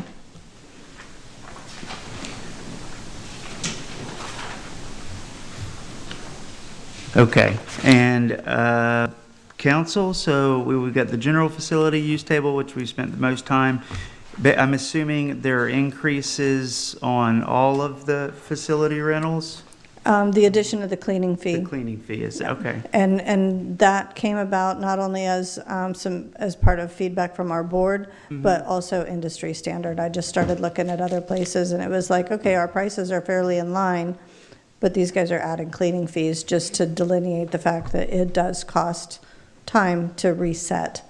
Yeah. Even if they do leave it, as they found it, there's still cleaning that has to be done between rentals. And just sanitizing, right. In general. Molly, on page 3 of the proposal, it's financial impact. It'll generate approximately $108,772 annually. Is that in addition to what we already have, or is that going to be the total revenue? I will let Joey speak to that one because he's Okay. the one that had to help me come up with that part. Okay. Are you referring to page 3 of the summary? This part. Okay. Page 3 there. You're right there.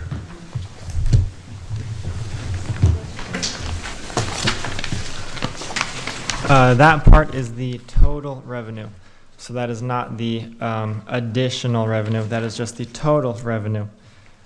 And we can provide some projections of what the difference between the current prices and with the projections Molly has provided, the new prices.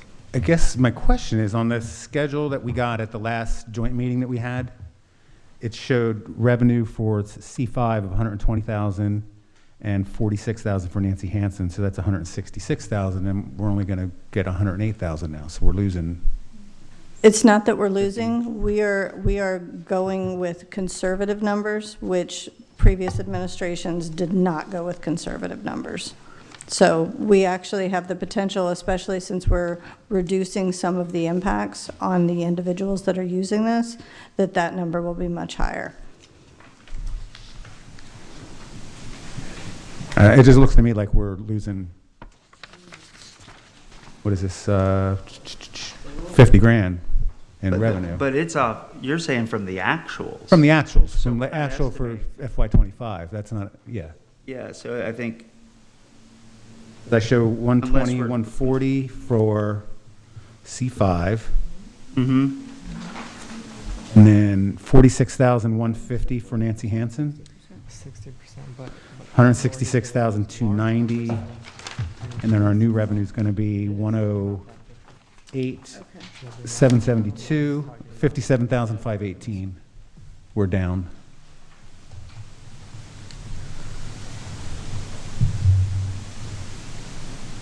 Am I making sense? Is that? where's the revenue for C5? It's not there. It's on the Oh. schedule that we got at our joint meeting a few months back. Oh, okay.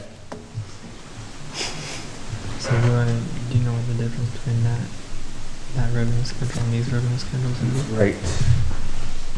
Oh, I see, I couldn't see the headers. Yeah, that's community center, that's Nancy Hansen. Mm-hmm, That's 259,000, or no, 120 is the revenue, the 259 is the loss. And then it's 46 at Nancy. Okay, I see. Let us pull this up, let us pull up this one so that we can see which one you're referring to. Because we're only looking at the membership and daily usage. 59, that's March.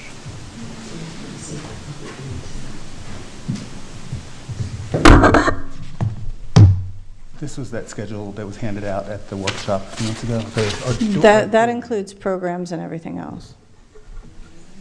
That's not just the people that are coming in for daily use.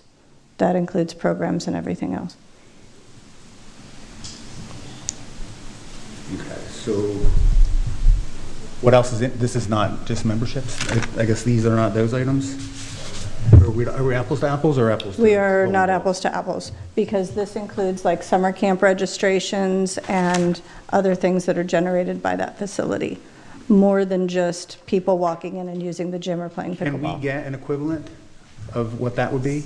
Because then we're going to be apples to apples. Right now, we're apples to bowling balls, but We have equivalents for this. of what these would be. Not these here, but at least we have the equivalents for the daily fees and the monthly memberships. We currently do not have the apples to apples for the total revenues here. But at least right now, we have the apples to apples for these numbers, these Well, I daily don't. I fees have and monthlies. I got a bowling ball and an apple. Oh, well, I can explain where those numbers come from. Oh, no, I get that. I get all that, but I'm comparing these numbers to that one. But I want to know So, what's Molly, in is here there a that's not in reference here? that can be shared with the public that you're looking at from a previous meeting? We can send to the clerk or? Oh. Yeah, I will email this to you. Councilmember Shuriak is Yeah. in full workshop mode here. Yeah, and that's great, because that's absolutely great. We just want to be able to provide the public with the same, yep. Yeah, this was one of the attachments from it's attachment number 7 from the February 3rd. Yep. Thank you. You can come Oh, back yeah. to the floor, council member. That was awesome down there, if you need to. No, I think I'm okay. I just want, I want apples to apples is what we're looking for. And I think we have apples to bowling balls, but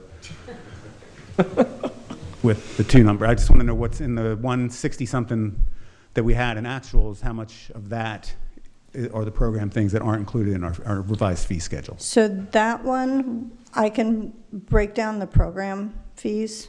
It'll just take me a little bit because I'll have to separate it by building. We don't separate things by buildings because a lot of things go back and forth between buildings and different facilities. But the program revenues that we have were provided as part of your request, and those are for the whole department. And that is to date to include camp registration, which depending upon the year can come in at almost $20,000. The camps are largely associated with the C5, at least currently. Daily fees and memberships, like for example, to date, the daily fees and memberships from the C5 are $61,000.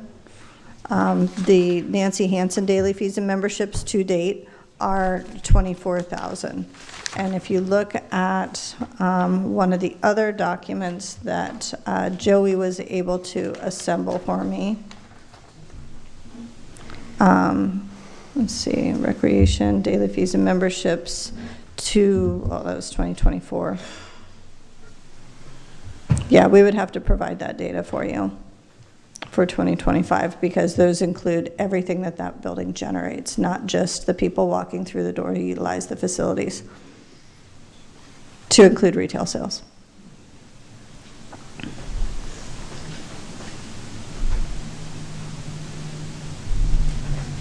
Well, as our city manager said, you know, we got it it's scheduled to be on the agenda. That's correct. If we're not ready, I think we can use that time to maybe. But I guess what I'd like to do is, that's why a little earlier I asked, can we break this into two separate things? Looks like we still have a little bit more work to do here. But on our next meeting, can we just vote to say, hey, if you're Silver Sneakers, you have to pay for your pickleball? That's an easy one. I think we can probably do that pretty quickly without having to revise the fee schedule, and at least pick up some additional revenue between now and the end of the year. We would need to provide an effective date and notify those people. Let's get going, because it's been 4 months since we talked about it in February. So I think, except for that, there's no such thing as a court pass right now. Am I correct, Molly? Correct. So part of the fee schedule does have to be approved to be able to bill for that. Okay. Oh, I think I know how to explain this a little better. The apples to oranges page that you have, one of the things that I can do for that will give you apples to apples. If you look at the 24, 25 daily pass users, and the next page offers the per building revenue for monthly members. That's where those numbers would come from. Those are the apples that you're looking for. Oh, sure. They add up to the 108,000, right? I don't know. That's on page 3? Is that? Yes, that's the projection. Yep. That's just comparing fiscal year 25's daily memberships for Nancy Hansen and C5 and the monthly memberships. Those are the apple-to-apple comparisons we currently have. But I believe what you're asking for is, in addition, the program revenues and the 120,000 revenue you were talking about. Yeah, I'd like to get the 120 and then the 46. I'd like to see what those numbers would be with this revised fee schedule. And I think that will allow us to make an apples-to-apples comparison.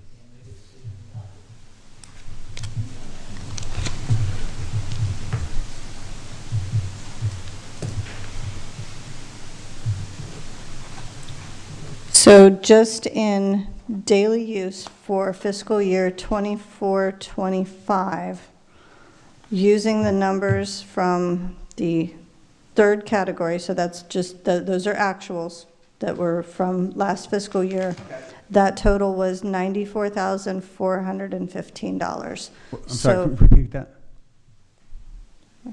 $94,415. So the 108,000, even if that is the low number, is better than 94. Okay, so that's all I wanted to know. What was that equivalent revenue last year? So without the special event things that's on the schedule, it's on the screen now. Yeah, daily facility usage.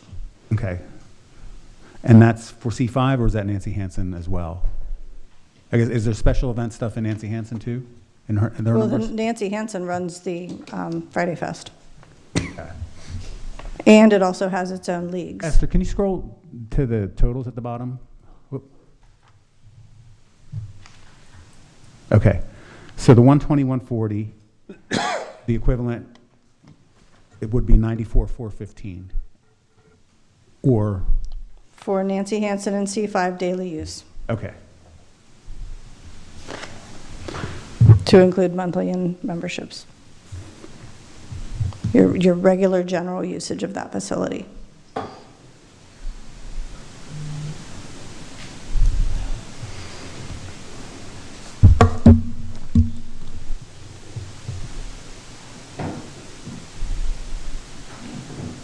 Pest control. So what that tells me is we had about 72,000 in other revenue other than the memberships.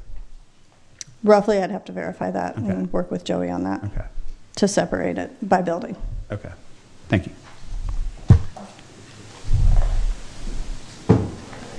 But based on our calculations and the estimates that Joey came up with, it's on the very conservative side, it's still an increase in revenues. The fee schedule that we have in front of us, Molly came up with a low projection and a high projection for some of the facilities that have a lot of variables to them.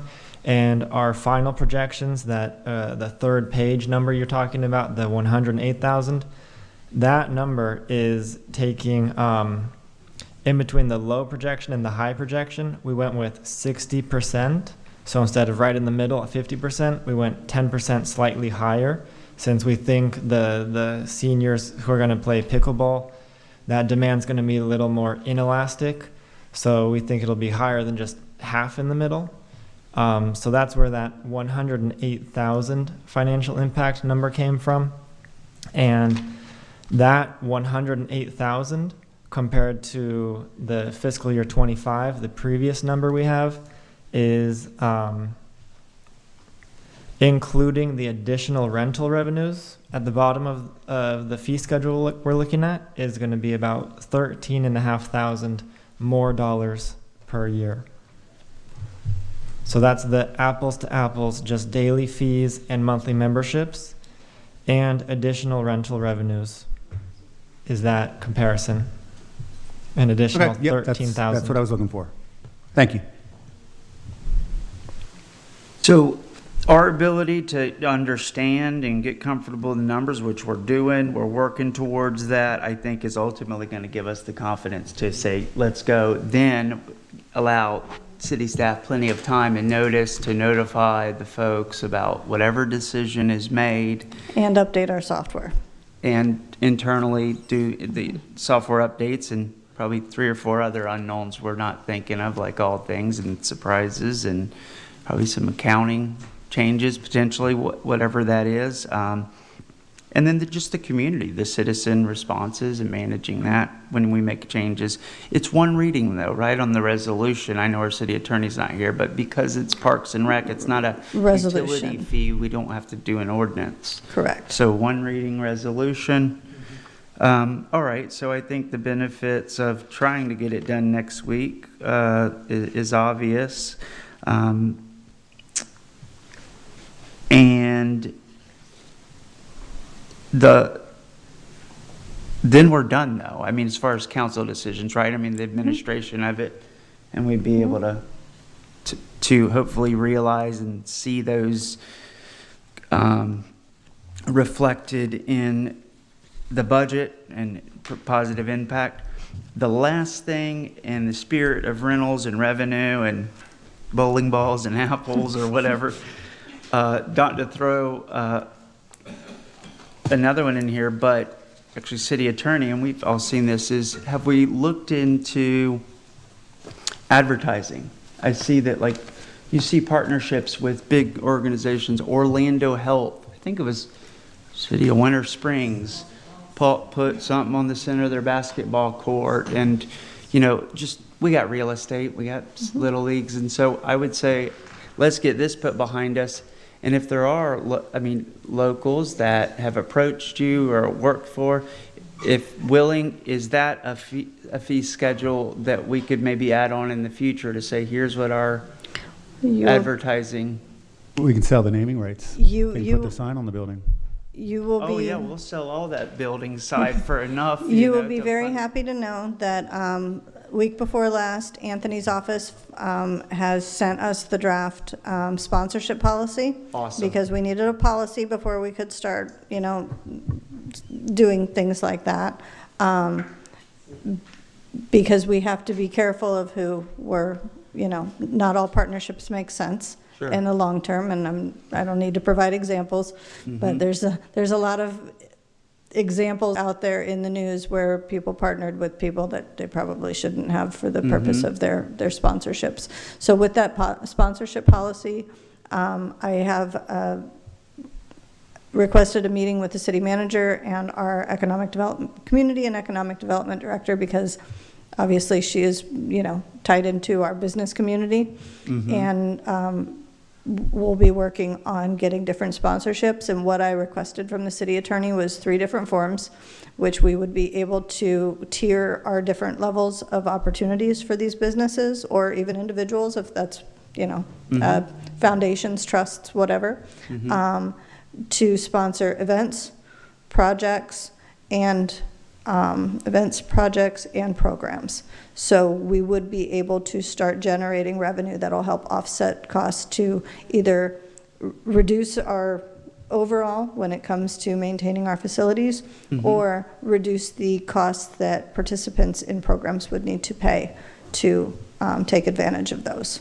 So That's awesome. I think, I'm just using, because it's tangible and a center of the basketball court, tasteful, we have our brand, we can set our, but if annually they put their sticker up, and then every year, and it was city attorney who was sharing how they're eager to sponsor, what is the right word, not advertise. Banners along the side of fences, banners along the side of the walking track, just like any other sports venue. Yeah. Big or small. The high schools do it too.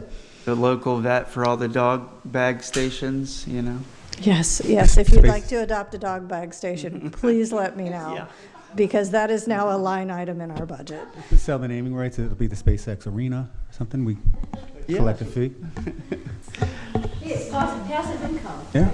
These are passive income and positive promotion for our local businesses. So it's a Yes. win-win. awesome. Just kidding. Yeah. Every beach crossover. I thought we were going to open a bowling alley over there too. I don't know. Heard that a couple of times. Roby mats. Yes. Okay. Well, I want to go back to our city manager. As far as the recommendation is to approve the resolution.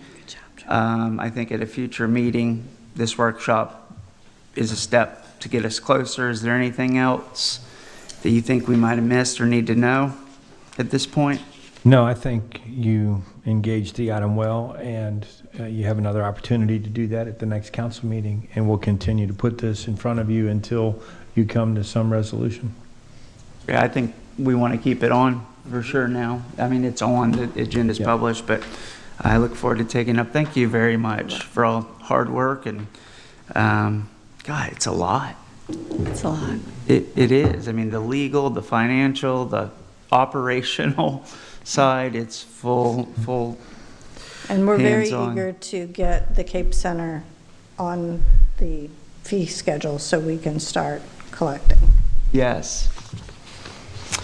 I did want to commend the Parks, the Leisure Services Committee, though, to Mayor and Council. Yes. They spent a lot of time on this, and they've done a lot of hard work. Yes, And they several did. of them were in attendance, but most have gone now. But You're exactly right. And it's been going on for a while. Yes. And I mean, really passionate group of advisory board members. And without that, it'd be a lot of weight on us. So thank you. And you're in the middle of it. So thank you for everything. If there's anything else, please speak up now. Otherwise, what do you think? Looking for a motion to adjourn? Motion. All right, meeting adjourned.